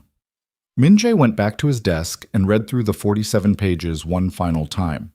He knew them by now, could have recited the sequence of events in order, but he read them again because precision mattered tonight. He needed to speak from certainty, not from anger. And the difference between those two things in a room full of professional observers was everything. At 6:15 p.m., Kang Min-jae rode the elevator to the 38th floor. The room was already populated. The board members were seated at the far end near the formal presentation setup, 6 men and 2 women, all of them with the particular posture of people who have read something disturbing this morning and have been waiting all day to respond to it. The rest of the guest list was filtering in. Department heads, senior partners, the ambient professional noise of an organization gathered in one space, a bar set up along one wall, the city visible through the windows. Seo Rin was not yet in the room. Chairman Wu found him immediately. The old man was small and very straight in his evening jacket, and he gripped Min Jae's forearm briefly and looked at him with eyes that had seen approximately 40 years of organizational politics and did not embarrass easily. "Ready?" Wu said. "Yes," Min Jae said. "Good." Wu released his arm. "I'll call the room to order at 6:30. Give you 2 minutes after I speak." Min Jae nodded. He moved through the room. He spoke to 3 department heads, said nothing of substance, held his face in its professional arrangement. His heart rate was regular. His palms were dry. He'd operated in high-stakes rooms his entire adult life, and his body knew how to manage itself in them, which tonight felt less like an advantage and more like a limitation. He wanted to feel something in his hands, some external evidence of what was moving through him, and his trained calm denied him that. At 6:22, Seo Rin entered. She came in with the journalist, a man Min Jae didn't recognize, mid-30s, the practiced, visible but not intrusive manner of someone attending an event as an observer. Seo Rin was in a dark green dress, her hair down, her posture composed and easy. She moved through the entrance and her eyes swept the room with the efficient assessment of someone who has walked into many rooms with a plan. Her eyes found Min Jae. She smiled. The smile of someone who believes they know exactly how this evening is going to go. He held her gaze and did not smile back. Something shifted in her expression. Just slightly, just a hairline fracture in the confidence. She crossed the room toward him. He waited. "You moved the start time," she said when she reached him. Low, conversational, nothing in her voice. "Scheduling?" he said. "Min Jae." Her voice dropped further. "I know you went to see her last night." "Do you?" "I have someone watching the hospital." A pause. "I'm not angry. I expected it. But I need you to hear something before this evening goes any further, and I need you to hear it from me." "Seo Rin," he said. She stopped. "Not tonight," he said. Her eyes moved across his face. Reading him, the way she always read him, the way she'd been reading him for 4 years from a distance and in person. He saw the moment she decided she wasn't getting enough information from what she saw. Her chin lifted slightly, recalibrating. "I brought someone tonight," she said. "A colleague of mine. I think there are things that need to be said in front of—" "I know why you brought him," Min Jae said. The silence between them was 3 seconds long, and he watched it move through her in real time. Not fear. She wasn't afraid of him. She'd never been afraid of him. But recalculation. The rapid, nearly invisible process of a mind adjusting its model. "Min Jae!" Chairman Wu's voice cut across the room. "Ladies and gentlemen, if we could begin?" The room moved toward the formal seating. Seo Rin looked at him one more time. Her expression was impossible to read now. She'd closed it down, which meant she knew something was wrong, but didn't yet know what. He turned and walked to the front of the room. Wu stood at the head of the presentation space. He waited for the room to settle. 90 people. The ambient sound dropping as chairs found their positions and glasses were set down. "Thank you all for being here tonight," Wu said. His voice was the voice of a man who had been in rooms like this long enough that the room listened automatically. "Before we proceed to the evening's program, the board has an institutional matter to address. I want to speak briefly, and then I'll hand the floor to Min Jae." The room was very quiet. "Hanul Capital was built on a specific foundation," Wu said. "Not trust as a sentiment, trust as a structural principle. The belief that the people in this room operate with integrity toward the organization and toward each other. When that integrity is violated, it doesn't just damage a relationship, it damages the foundation." He paused. "The board has reviewed documentation this morning that establishes a serious breach of that foundation. I'm going to ask Min Jae to present the specifics. I want this room to understand that what you're about to hear has the board's full attention and our complete institutional response is already underway." He stepped back. Min-jae moved forward. He didn't have notes. He'd read the 47 pages enough times that he didn't need them. He stood in front of the room, and he looked at it. 90 faces, the board members at the front, the department heads behind them, the senior partners further back, and to his left, Seo-rin in her dark green dress with her journalist beside her. He looked at her directly. He held it for one breath. Then he addressed the room.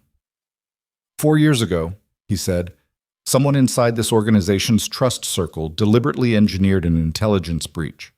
The breach was targeted at our cross-border transfer structure and was designed to look like an external attack.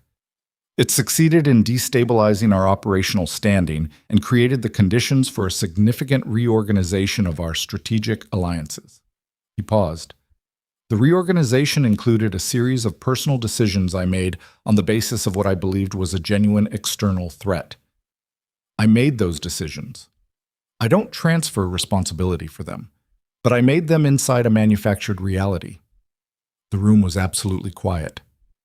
The breach originated from a private device connected to a shell consulting company that was dissolved in year 2. The company had one director and one investor. The access was enabled through intimate knowledge of our internal login infrastructure, knowledge that could only have come from someone with prior legitimate access to this organization. He stopped. The documentation establishing this has been distributed to all board members this morning. I'm going to say the name once in this room in front of all of you. He looked at Seo-rin. She was very still. Her face had closed completely. No expression, nothing. The total stillness of a person who has understood what is happening and is now simply enduring it. Yoon Seo-rin, he said, engineered the intelligence breach 4 years ago that destabilized Hanul Capital and forced a reorganization of my personal and professional alliances. She did it deliberately, with long-term intent, and she has maintained proximity to this organization since returning to Seoul 3 weeks ago while holding a second piece of information she intended to use as contingency leverage. A sound moved through the room. Not loud, the kind of sound 90 professionals make when something they're hearing is going to require a great deal of disciplined management to process. Seo-rin moved. She stood up from her chair, not quickly, with control, with the specific controlled movement of someone who has decided to counter rather than absorb. Her journalist had his phone in his hand. She looked at the room, and her voice was steady. I think everyone should hear the other side of Seo-rin, Min-jae said. Her voice stopped. The journalist you brought tonight, he said, is Yoo Byung-chul, who works for a financial media outlet that received an undisclosed payment 18 months ago from a company linked to your private accounts. That payment was for coverage favorable to an associate of yours. I have the documentation. He paused. Whatever you plan to say tonight, in front of him, is on record. I want you to understand that before you say it. The journalist put his phone away. Seo-rin's composure didn't break. He'd known it wouldn't. She was too good at this, had been doing it too long. But something left her face. Not the expression, not the control. Something underneath. The specific confidence of someone who believed they had more pieces than their opponent had just, quietly, finally, run out. She picked up her bag. She looked at Min-jae once more, not with anger, he noted, not with anything as simple as anger, and then she turned and walked out of the room. The journalist followed. The room exhaled. Chairman Wu stepped forward. The board will formalize our response tomorrow morning. For tonight, he looked at the room with the authority of 40 years. We continue. Min-jae, thank you. Min-jae nodded. He stood at the front of the room while the formal gala resumed around him. The ambient sound returning, the professional noise of people absorbing something significant, and then continuing because continuing was what professional people did in these spaces. He stood there and he felt, underneath the managed calm of his body, something that was not triumph. He'd expected something like triumph, and it wasn't that. It was closer to exhaustion. The specific exhaustion of something that has been held too long being set down. Do-yoon appeared at his elbow. It's done, Min-jae said.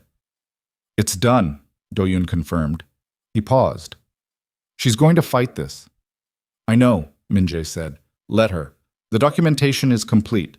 Legal is already filing. She had 3 years of relationship equity inside this organization, Do-yoon said. Some people will take her side. Some people always take the wrong side, Min-jae said. That's not new. Do-yoon was quiet for a moment. Then, what do you want to do now? Min-jae looked out at the city through the floor-to-ceiling windows. Seoul at night, the lights running all the way to the horizon, the Han River, a dark ribbon with light moving across it. He thought about a woman reading his text message this morning. 3 words. Be careful tonight. He thought about the clinic in Mapo and the cardiac specialist and 7 months of managing something alone. He thought about Byung-soo in a small apartment with books on every surface, lonely in the specific way of a man who made one catastrophic decision 30 years ago and has been living inside its consequences ever since. He thought about what it meant to run out of time before you understood what you were running out of. I'm going to the hospital, he said. Do-yoon looked at him. It was nearly 9 p.m. Her shift is over, Min-jae said. I checked. Do-yoon looked at him for a long moment, the professional assessment of a man who has known him for a decade and is reading something new in his face and deciding what to do with it. The car is downstairs, Do-yoon said. Min-jae moved through the room. People spoke to him. He responded briefly without stopping. He reached the elevator and rode down 38 floors and walked out of the building into the night air. The car was there. He got in. Seoul General, he said. The driver pulled out. Min-jae sat in the back and did not look at his phone. The city moved past. He thought about what he was going to say. He thought about the corridor on the 6th floor and her voice saying 3 years of being invisible and the specific precision of it. The way she'd chosen those words not to wound him, but because they were accurate. And accuracy was how she operated even when it cost her something. He thought about what a man does when he has run out of time and knows it and still has to try. The car stopped at a red light. Across the street, a woman was standing at a bus stop with her arms folded against the cold, looking at her phone. Ordinary. Just a person at the end of their day. He watched her for the 5 seconds the light lasted, and then the car moved and she was gone. His phone lit up. Zara. Not a message, a call. He looked at the screen. His heart rate did something that his trained body had not prepared for and had no good management strategy against. He answered. I know what happened tonight, she said. Her voice was even, measured, but underneath it was something that had been running all day, something held tight and finally allowed to move. Do-yoon told me about the journalist, about what she was going to try to do. It didn't happen, Min-jae said. I know. A pause. Are you all right? The question landed in the car and sat there.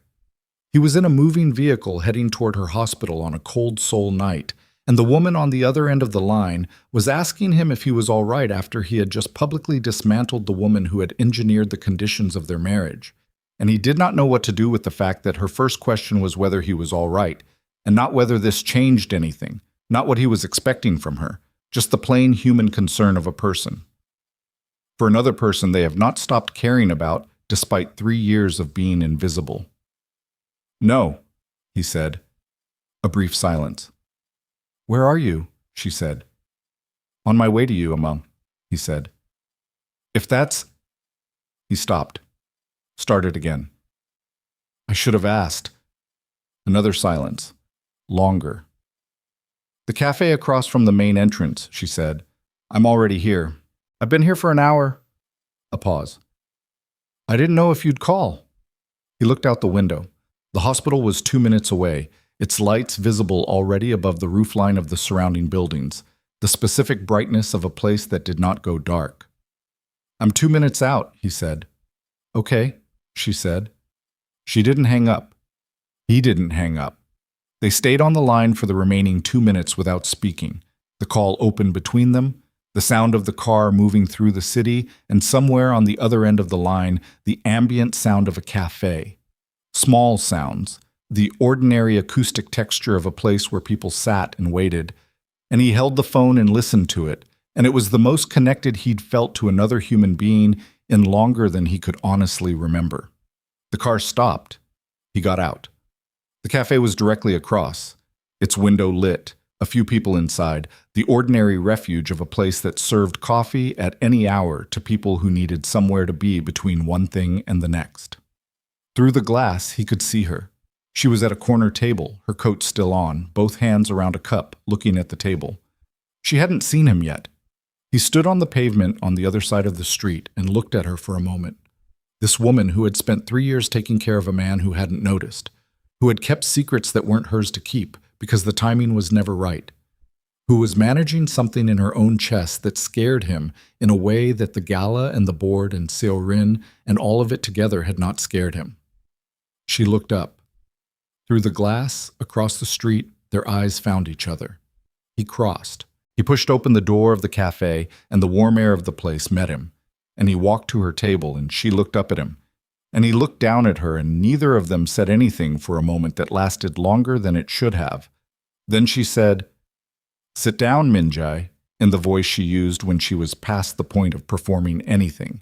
And he sat down, and the cup between her hands was almost empty, and outside Seoul was doing what it always did, and everything that needed to be said was still ahead of them, every hard inch of it still to be crossed. But he was sitting across from her in a cafe at 9 o'clock at night, and she had called him and asked if he was all right, and that was not nothing. That was, in fact, the only thing that mattered in the city tonight, and he knew it with a certainty he hadn't felt about anything in 3 years. He sat down. The chair scraped against the cafe floor, and he sat down across from her, and she looked at him, and he looked at her, and the cup between her hands was almost empty, and the cafe was warm in the specific way of places that stay open late, the kind of warmth that is functional rather than welcoming, just heat against the cold outside. She didn't say anything immediately. She looked at him the way she'd looked at him in the hospital corridor, that long, careful assessment, reading him the way she read everything, with the full attention of someone for whom missing a detail had always carried consequences. "You should order something," she said finally. "You haven't eaten." "How do you know I haven't eaten?" "Because you never eat on days like this," she said. "You run on adrenaline and forget the rest exists." He flagged down the server and ordered coffee. She watched him do it. When the server left, she put both hands around her cup again and looked at the table for a moment. "Tell me what happened tonight," she said. "Not the summary. The room. What it felt like." He looked at her. "Why?" he said. "Because I want to know," she said. "Not for any other reason. I've spent 3 years not knowing what things actually felt like for you. I'm asking now."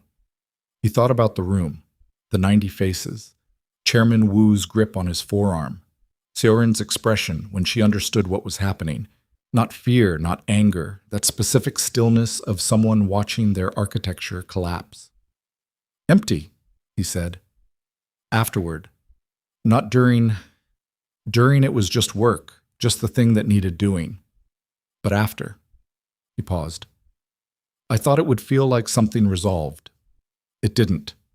She nodded, not surprised. "Because it didn't fix the actual problem," she said. "No," he said. "The actual problem is you," she said. Not unkindly, just with the precision that was native to her. He looked at his hands on the table. "Yes." The coffee arrived. He wrapped both hands around it and felt the heat and didn't drink it yet. Outside, through the cafe window, Seoul continued. A bus pulling up to the stop across the street, its doors opening, a handful of people getting off, each one moving in their own private direction. "I want to ask you something," he said. She waited. "Your heart," he said. He said it directly, the way you say things when you've decided to stop going around them. "The clinic in Mapo, 7 months." She was quiet for a moment. "How did you find out?" she said. "Do-yoon traced your schedule. He wasn't looking for it. He found it by accident while cross-referencing other things." He paused. "You were managing it alone." "Yes," she said. "While managing my medication," he said, "after my event in November." "Yes." "While protecting my father's identity." "Yes." "While keeping the Jong deal from collapsing and the Park inquiry from escalating." She looked at him steadily. "I wasn't keeping score." "I know you weren't," he said. "That's worse." She looked at the table. Her jaw moved slightly. A small tension, just once. "It's early stage," she said. "The prognosis is good. I have an excellent specialist, and I understand the condition better than most patients because I operate on it every day. I was not in danger of dying without telling you." She looked up. "I want you to know that. I'm not telling you to make you feel guilty." "I already feel guilty," he said. "I know," she said. "But I need you to understand that I didn't keep it from you to punish you. I kept it because—" She stopped. The cup moved slightly between her hands. "Because if I'd told you, you would have stayed. Not because you wanted to, because you couldn't leave a sick woman. And I couldn't, Her voice didn't catch, but something near catching moved through it. "I couldn't become a reason you stayed out of obligation. That's not—" She paused. "I spent 3 years being overlooked. I wasn't going to spend more time being pitied." The cafe was quiet around them. Someone at the counter ordered something. The machine made noise. Then the noise stopped and the quiet came back. "You deserved better than what I gave you," he said. She looked at him. Her eyes were very direct. "Yes," she said. "I did." He held that. Didn't deflect it, just let it sit between them because it was true, and she'd earned the right to have it acknowledged without qualification. "I don't know how to fix 3 years," he said. "You can't fix them," she said. "They're done. They happened the way they happened." "Then what—" He stopped himself. He'd been about to ask what he was supposed to do, and he caught it because that was still the wrong question, still the question of a man looking for instruction, for a task he could complete and mark resolved. She saw him catch it. "You almost asked me what to do," she said. "Yes," he said. A very brief thing moved across her face that was not quite a smile, but was in its neighborhood. "That's the first honest thing you've stopped yourself from saying," she said. "In 3 years." He looked at her. "I didn't say anything for 3 years," he said. "No," she said. "You said plenty. You just didn't say true things." She paused. "You were always very composed, very correct, very professionally courteous. You said good morning, and you asked about my shifts, and you occasionally mentioned things that had happened in your day, but you never said a true thing, not once." He didn't argue. She was right, and arguing would have been another form of avoidance. "I'm saying them now," he said. "I know," she said. "That's why I'm still sitting here." They stayed with that. Outside, the bus had gone, and the stop was empty, and the street was doing its late-night thing. Thinner traffic, the particular quality of soul after 10, still alive, but with more space between things. "Your father," she said. "I went to see him yesterday," he said. "I know. He called me this morning." Min-jae looked at her. "He called you." "He wanted to tell me himself that you'd been. He was—" She stopped. "He was moved. He didn't say it that way. He said he thought the conversation went well and that you seemed like someone he'd like to know better." She paused. "That's a lot coming from him. He's very careful with what he says." "He got that from somewhere," Min-jae said. She looked at him. The not-quite smile again, more present this time. "He did," she said. Min-jae drank his coffee. It had cooled enough to drink, and he drank it and set it down and looked at the cup for a moment. He thought about Byung-soo's hands on the mug. He thought about 30 years. He thought about what it meant to make one catastrophic choice and then spend the rest of your life inside it, unable to undo it, just living beside it, carrying it. "He thinks he doesn't deserve to ask anything of me," Min-jae said. "He doesn't," Zara said simply. "And he knows it, which is probably why he'll never stop trying." She paused. "He brought me jollof rice once. He'd looked up the recipe. It was not successful." The not-quite smile became something more. "He tried very hard." Min-jae looked at her. "He brought you food," he said. "He was trying to say something he didn't know how to say," she said. "It's a thing people do." It was the most ordinary sentence, and it landed with the weight of everything underneath it. The years, the silences, the antacid tablets in the left breast pocket, the grocery list specifying the correct brand of oat crackers, the rice cooked on days off to manage the weight of other people's hearts, stopping and restarting. All of it the same language. All of it the language of people trying to say something they don't know how to say. He had not learned the language. He'd been in the same house as it for 3 years, and he had not learned it. Zara, he said. She looked at him. I'm not going to ask you to come back, he said. I need you to know that. I'm not here tonight to negotiate or to ask for something. I came because you called and asked if I was all right, and that was... He stopped. That was more than I'd earned, and I wanted to sit across from you and tell you what I should have been telling you for 3 years. She was very still. You are the most remarkable person I have been in a room with, he said. Not because of what you did for me, not the Jong deal, or November, or my father, or any of it. Those things are... He paused, finding the right word, staggering.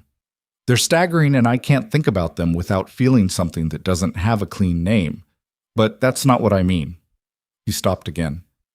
He was not a man who struggled for words, and he was struggling for words, and he held himself inside the struggle without rushing out of it.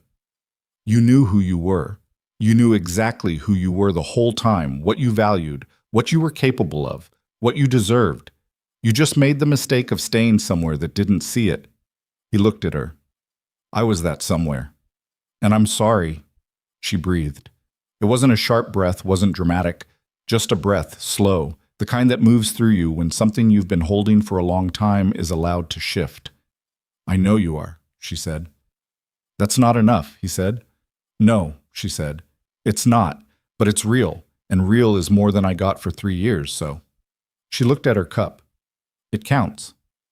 They sat for a while in the quiet of the cafe. The server came by and refilled her cup without being asked and left, and the small disruption of it settled back into stillness. I got the London offer, she said. He looked at her. The research fellowship, she said. Imperial College, cardiac research, specifically the intersection of genetic markers and surgical intervention in early stage HCM. She paused. It's exactly what I want to do. It's been what I wanted to do since before any of this. She looked at him steadily. I applied 8 months ago. I got the offer 2 weeks before I filed the papers. 8 months ago. She'd applied 8 months ago, while still in the marriage, while managing her condition alone, while visiting his father in Mapo. She'd been building toward something, a life on her own terms, the thing she'd been deferring. And she'd filed the papers when the offer made it real, when the exit became an entrance. When do you go? He said. 6 weeks, she said. He nodded. Once. He held it in his chest and kept his face where it was. That's what you should do, he said. She looked at him carefully. You're not going to... No, he said. I'm not going to argue against it. It's what you've worked toward. It's yours. He paused. I just want you to know I know it, that I see what it is. She looked at him for a long moment. Something moved in her face. Complex, layered, the expression of a woman processing something that is both what she wanted to hear and also, underneath, the specific ache of hearing it too late. Do you know what the hardest part was? She said. Tell me. Not the being overlooked, she said. I could manage that. I'm a black woman who became a cardiothoracic surgeon. I know how to function in rooms that weren't built for me. She paused. The hardest part was knowing you were capable of more. I could see it. There were moments, small ones, rare, where I saw who you actually were underneath the organization and the control and the performance. And those moments made everything else harder to carry because they meant it wasn't structural. It wasn't that you were incapable. It was that you just... She stopped. Didn't choose to, he said. Didn't choose to, she said. The word choose sat between them, specific and accurate and final. I'm choosing now, he said. I know, she said. And I believe you. I want to say that clearly. I believe you. This, tonight, is real. I can tell the difference. She looked at him. But choosing now doesn't reach back. It doesn't fix what the last 3 years felt like. A pause. And I've spent 3 years not choosing myself. I need to do that for a while. I need to go to London and work on the thing I've always wanted to work on and find out what I'm like when I'm not managing someone else's life. You should, he said.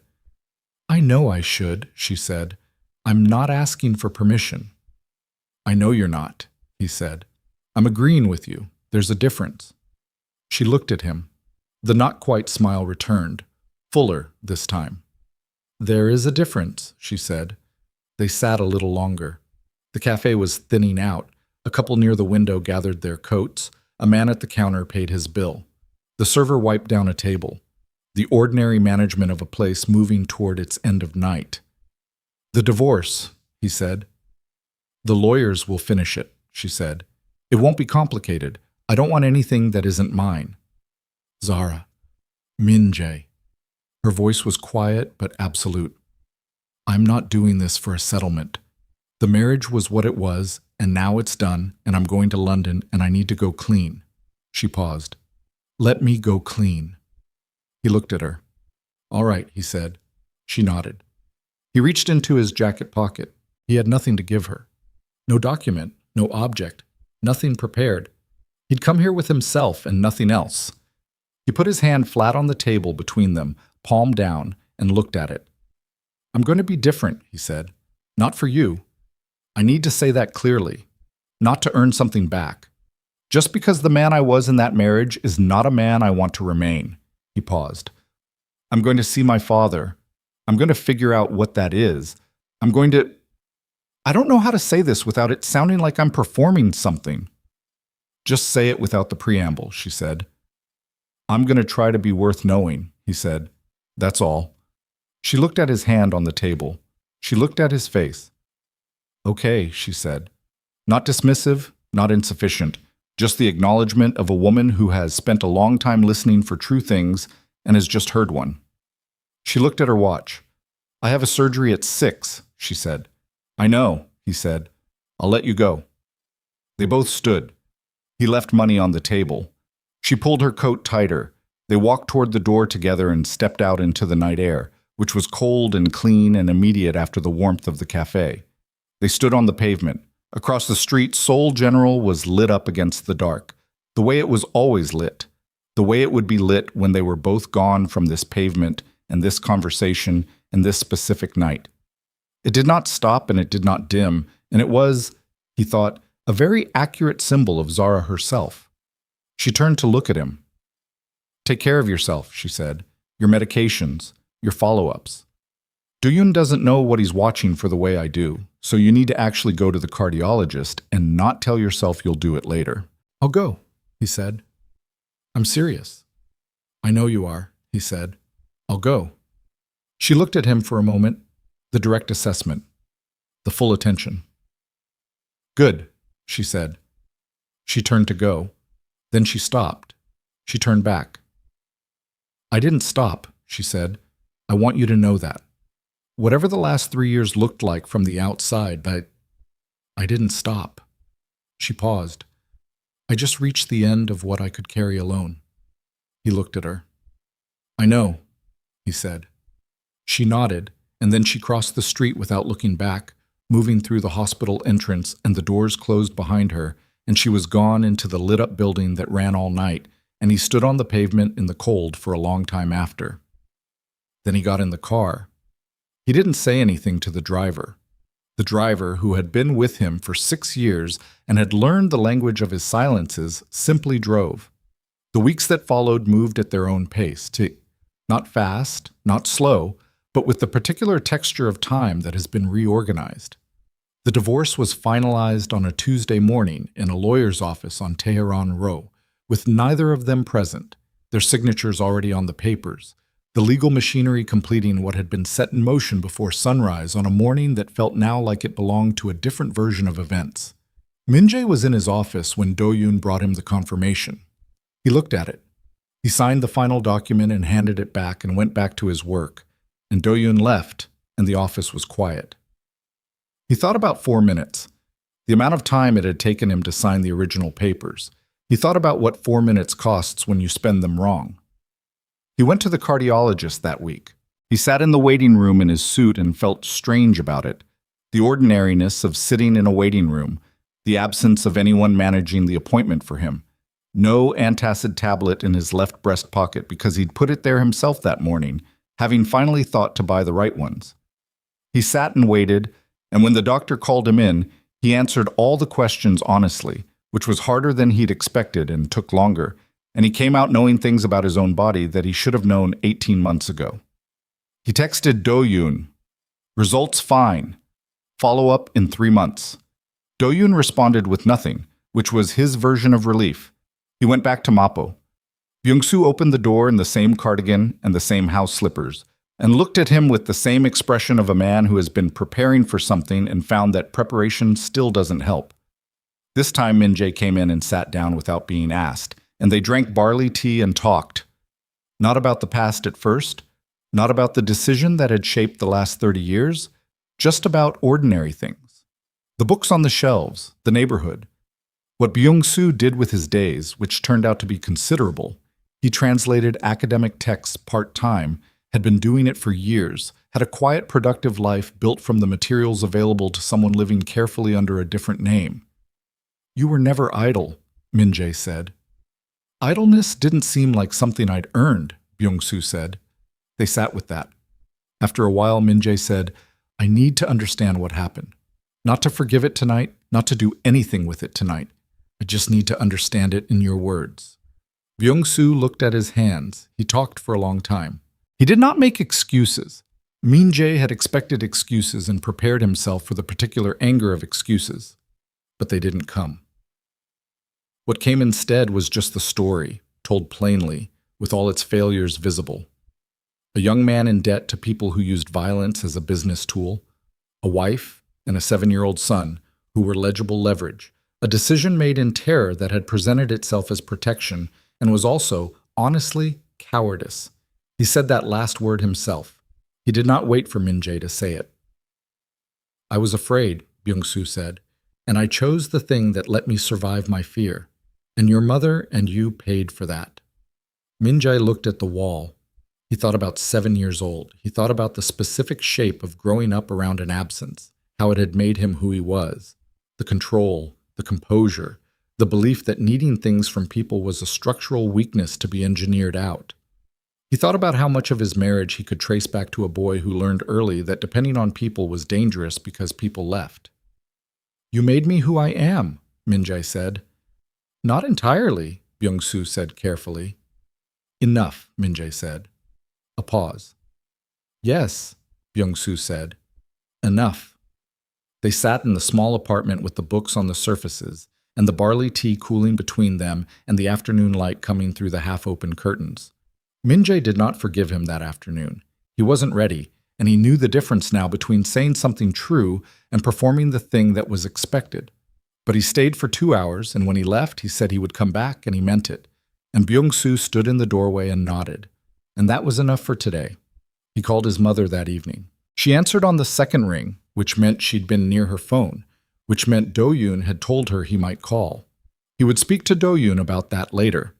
For now, he sat on the couch in the empty penthouse and talked to his mother for 40 minutes, which was longer than they'd spoken in years. And he told her about his father, and he let her be silent for a long time after. And then he said, "I'm not asking you to do anything with this. I just wanted you to know." She was quiet for another moment. "I knew," she said. "I've known for 12 years. A letter came." He closed his eyes. "Why didn't you? You were doing well," she said. "You'd built something. I didn't want to—" She paused. "I didn't want to complicate what you'd made of yourself with what he'd failed to be." He sat with that. The specific weight of it. The things people protect you from that end up shaping you anyway, just underground, just at the level you can't examine. "Mom," he said. "I know," she said. "I know. I should have told you." "Yes," he said. "You should have." "I know," she said again. They stayed on the line. He heard her breathing, the particular pattern of it. She was not crying, but she was close to it, had been close to it since the beginning of the call, holding it together with the specific discipline of a woman who had been holding things together for 30 years. "Come for dinner," she said finally. "Bring Byung-soo if you want, or don't. But come." "I'll come," he said. "Next week." "Good," she said. "I'll make something." He ended the call and sat in the penthouse with the lights not yet on and the city visible through the windows, Seoul doing its evening shift, the particular beauty of it from 52 floors up, the thing Zara had mentioned once about the Han River being visible from the bedroom. He went to the bedroom window and looked. She was right. You could see it clearly from here. A dark ribbon in the evening light, the bridges crossing it, the city on both sides of it going about its business, the river itself moving south with the quiet indifference of things that were here before any of this and would be here after. He stood there for a while. He moved out of the penthouse the following month. Not dramatically, not in response to anything. It just became clear to him that 52 floors and 12 rooms was not what he needed, that he'd lived there for years because it was appropriate to the image of who he was, and that image was something he was no longer interested in maintaining. He found a smaller apartment in Seongdong-gu, 3 rooms, a window that looked onto a street rather than a skyline. He kept the desk. He gave almost everything else away. Do-yoon helped him move, which was not in any sense part of Do-yoon's job description, and which Do-yoon performed with the stoic efficiency of a man who has decided something is worth doing and is not going to make a production of it. "This is very small," Do-yoon said, looking around the new apartment. "Yes," Min-jae said. "You're going to need more furniture." "I'll get it." "You don't know how to buy furniture." "I'll figure it out." Do-yoon looked at him. Then he looked around the apartment again. Then he said, "The light is good," which from Do-yoon was essentially an architectural rave review and helped carry boxes. He wrote the first letter on a Thursday evening in October. He sat at his desk in the Seongdong apartment with the street noise coming through the window and a lamp on and a blank piece of paper, and he thought about what he wanted to say. Not what he should say, not what would be effective or what would move things in a particular direction. Just what was true. He wrote for an hour. He didn't fill the page. He was not, as it turned out, a man with a great deal of practiced vocabulary for the interior, and the letter was shorter than he'd expected. But it said the things that were true. He'd started the process of consolidating Haneul Capital's less legitimate arms, not dismantling everything overnight that wasn't realistic, and he wasn't performing a conversion narrative, but drawing clearer lines about what he was willing to run and what he wasn't. And it was slow and complicated, and some people were unhappy about it.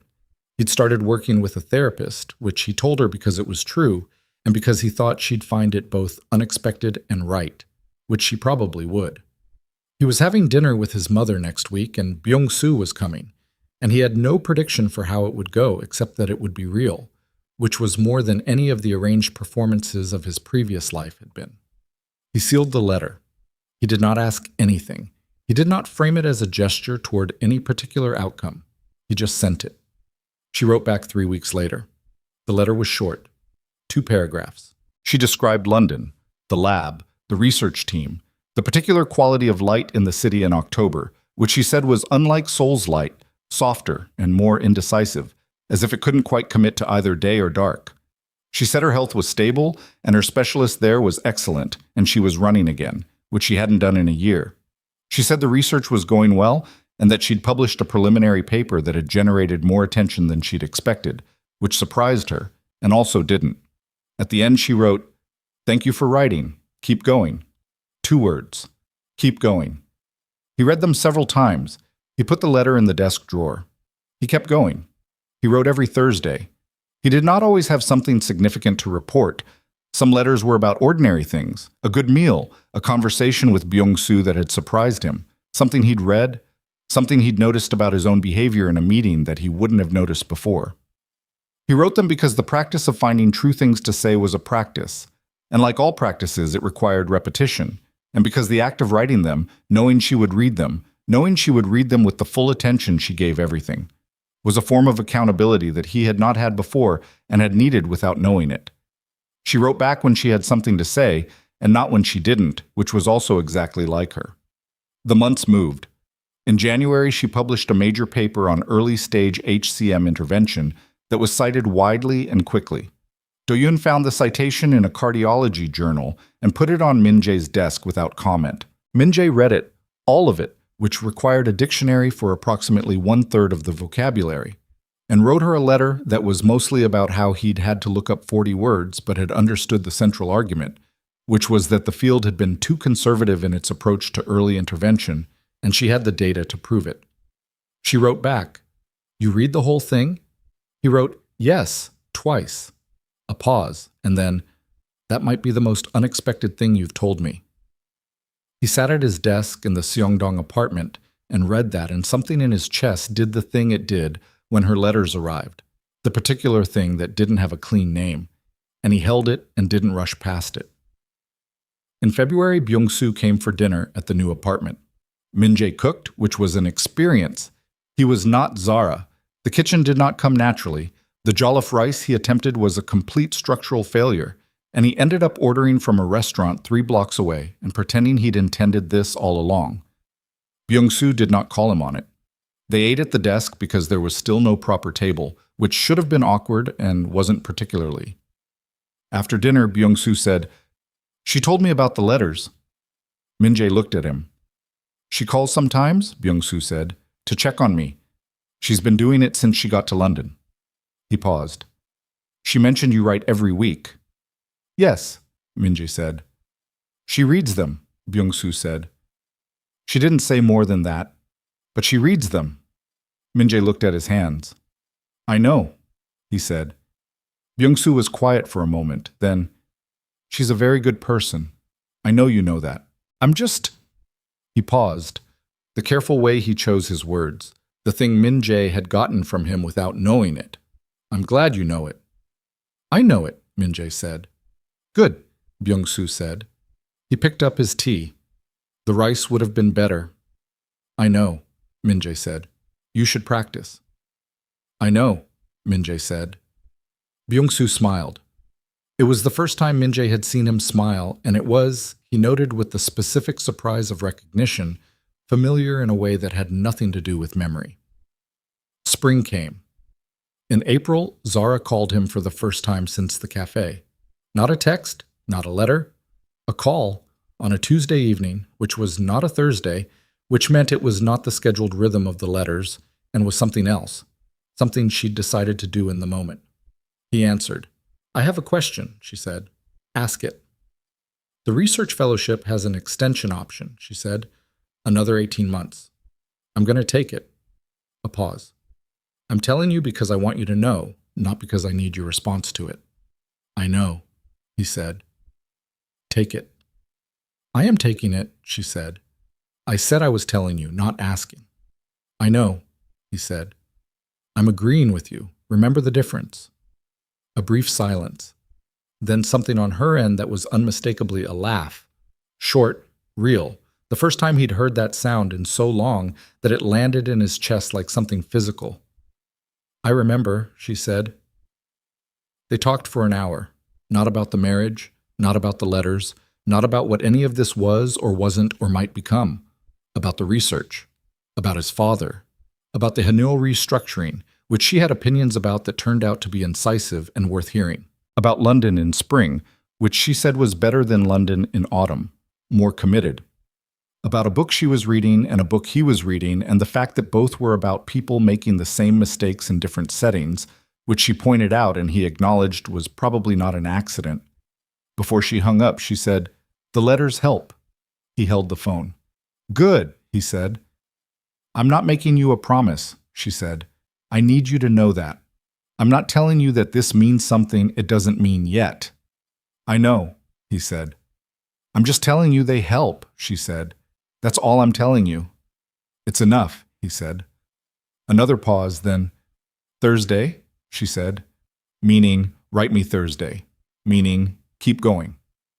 "Thursday," he said. She ended the call. He put the phone down on the desk. The street outside was quiet. The particular quiet of a Seoul spring evening, something loosening in the air, the city exhaling winter.